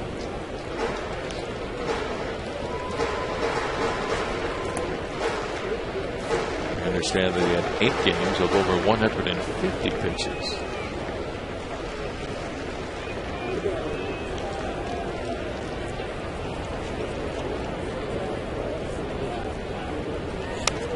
Fouled away off the screen behind home plate. 1-2 on Branion. Of course, everybody now watching the pitch counts at right around 100. You don't see too many guys going too far beyond 100. I think it'll be interesting to watch Felix in his career. He's the one guy. They've kind of pushed him, or held him back, and now they're letting him go a little bit more. And I think that there's going to be a year or 2 in there. Nice breaking ball from Lester as he strikes up Brandon, where he's going to get to that point where he's throwing a bunch of pitches. Swing and a miss by Branion for strike 3, and John Lester strikes out the side here in the bottom of the 8th. He now has 12 strikeouts tonight, and after 8 innings of play, behind the pitching of Lester, the Red Sox lead 5-1.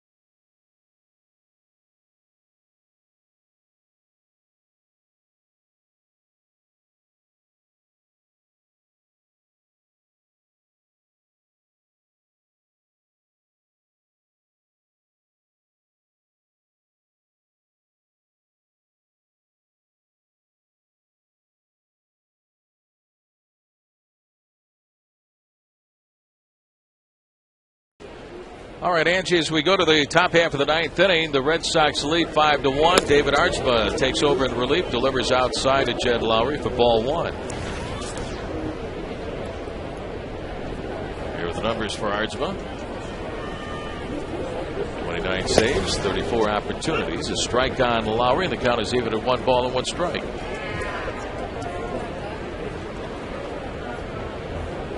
Lowry 1 for 3. Took part in that big 3-run top half of the second. Boston with a double and a run scored. Pops one up shallow down the left field line. Long run, Josh Wilson. And he makes the catch right in behind Jose Lopez. Josh had the better angle. Gets back in time and makes the grab. So 1 out for the Red Sox here in the top of the ninth inning. Tonight on Seahawks All Access, get the inside story from Seattle's Week 1 victory over the San Francisco 49ers with exclusive sights and sounds from the Hawks sideline. Seahawks All Access tonight after the Mariners baseball game here on FSN and FSN HD. Seahawks 1-0 to start the year. Here's right fielder Joshua Reddick. Reddick 0 for 3, but has an RBI with that infield out ground ball to short in the second inning. 1-1. Archba a few years ago with Boston. Originally drafted by the San Francisco Giants. The count is even at 1 ball and 1 strike. Darnell McDonald, who is on deck, went to the same high school as Archba, Cherry Creek High School in Denver. Swing and a miss at that splitter down and in, and it's 1-2 on Reddick.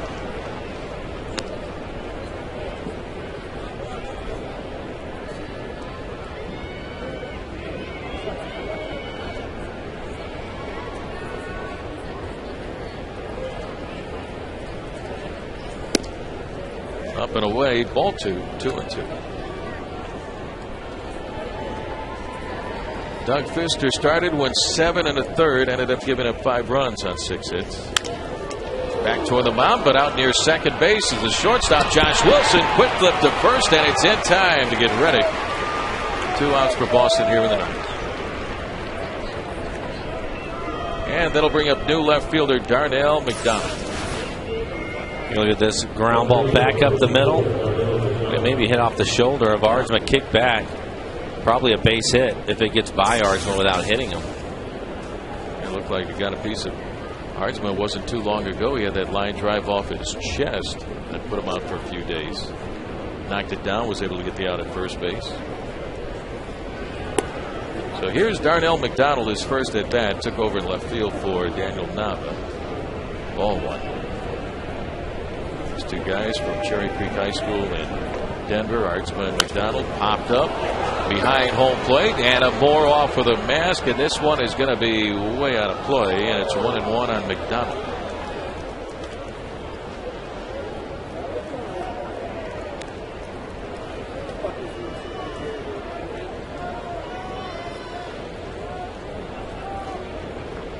Same high school baseball coach there, Mike, for the last 30 years. Here's Daniel Bard getting ready to work the bottom of the ninth inning. Ground ball to third. Up at the ball is Jose Lopez. Toss across and a little wide, but it's handled by Casey Kochman for the out on McDonald. That'll end the inning. And we go to the bottom of the ninth. Our score: Red Sox 5 and the Mariners 1.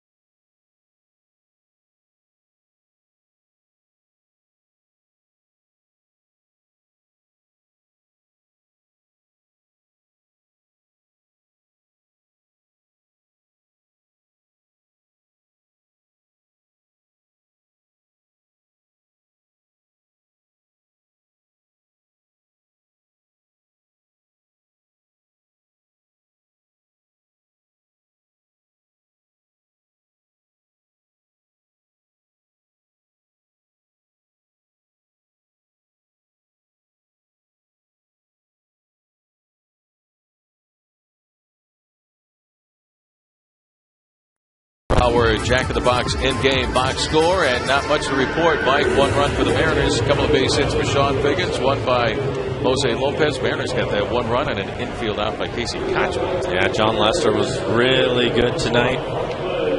Tied the Mariners up early in the game and just kept pouring it on them as Daniel Bard will come in and throw in the 9th inning. Mariners better turn it up a notch. He will be in the mid to upper 90s as you look at his numbers. ERA at a 1.89, 66 2/3 innings pitched, 65 strikeouts. Opponent's average just 173. So Daniel Bard on in relief for John Lester. Here's Franklin Gutierrez.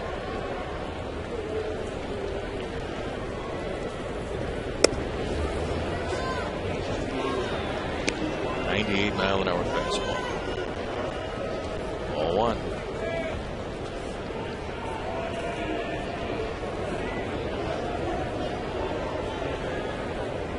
Goody 0 for 2, but he walked and scored the Mariners' only run in the 8th inning. Fouled out of play on the first base side. 99. A lot of giddy up to it. Yeah.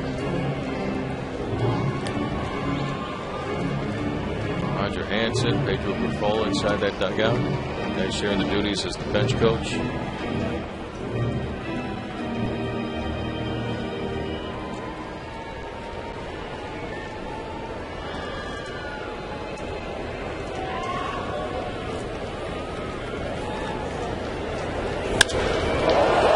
Ball into center field and deep, and going back in time, Ryan Kalish to make the catch.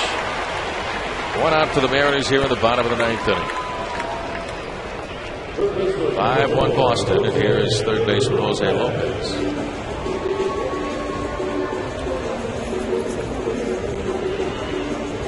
Luke French and Daisuke Matsuzaka tomorrow night in Game 2 of the 3-game series.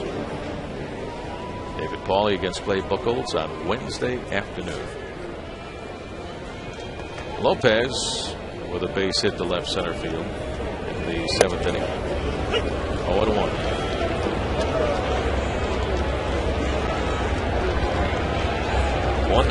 miles an hour. Looks easy for him too, doesn't it? Right? It does. Breaking ball. Fly ball, shallow left field, and it's going to drop in for a base hit. So Jose Lopez with his second base hit tonight. Got that little breaking ball from Bard. 1 on and 1 away. Take a look at the line for John Lester tonight. 8 innings pitched, just the 3 hits, 1 earned run, 3 walks, 12 strikeouts, 112 pitches, 76 of those for strikes. A nice evening for Lester. John Lester, very good outing tonight for Boston. His 29th start of the year. 1 on and 1 away, and here's Casey Kochman, has the only RBI for the Mariners with that infield out that scored Gutierrez in the 7th.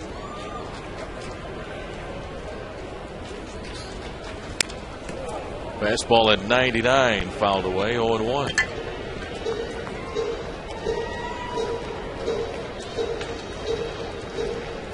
Saw the kid with the Angels, Jordan Waldham, throwing 100. Yeah, he was up there at 98. A few days ago down in Anaheim.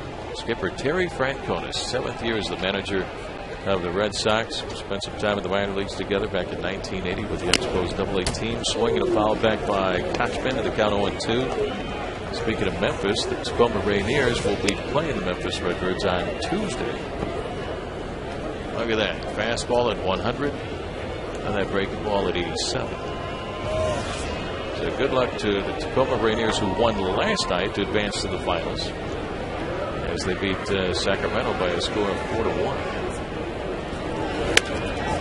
Manhandle looper out toward the bag at second, letting it drop is the second baseman scooter roll, and he gets to it, steps on the bag for the force on Lopez for the second out of the inning. Casey Kochman is safe at first with a fielder's choice.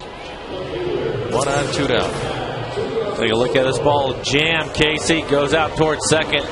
Nothing that Lopez can do about it. He was trying to go for the double play, but then he drops the ball. Still able to get back to second base. Casey was running hard the whole way. I doubt they would have been getting a double play, even if he fielded it cleanly. So 1 on, 2 down. And here's Matuya Sissoko. That fastball at 98, down and in with movement. Ball 1.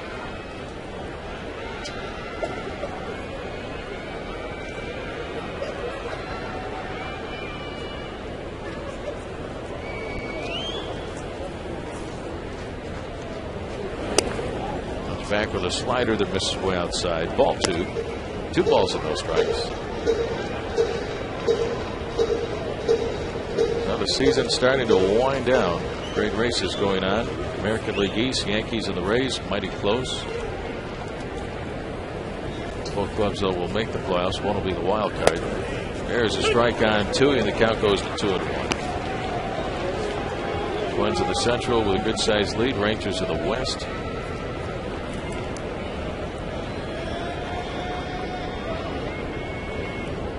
Jonathan Papelbon down there in the bullpen, the closer for the ball club.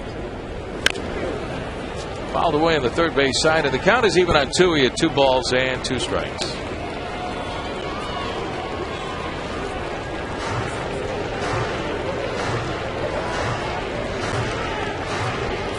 Tune up for 100 right here, Mike. I would think that's probably a pretty good guess that he's going to come at him with a fastball in that range. 4-run lead. We're right after Tui, and here it is. Slider. Got him. Swing and a miss for strike 3, and that will end the ball game. For the Mariners in the bottom of the 9th inning, no runs, a hit, 1 man left on. Red Sox win Game 1 of the 3-game series, a final of 5-1. Mr. Blowers, John Lester, very, very tough tonight. It was very tough tonight, but the Mariners lately, the offense has been the struggle for them. Again, just 1 run tonight. They're going to have to figure a way to score some runs off of Dice K tomorrow. Give the pitcher some support. Pfister was pretty good. He gave it the 3 runs in the 2nd inning and did a nice job from there until finally the home run put him out of the ball game. Doug Pfister going 7 1/3 tonight, but the Red Sox had the outstanding pitching from John Lester. 5 runs on 6 base hits offensively, and they won it tonight 5-1. Let's go out to the landing in left center field. Here is Brad Adam. Brad? Oh, Riz, thank you very much. Yeah, the Mariners do push across a run, but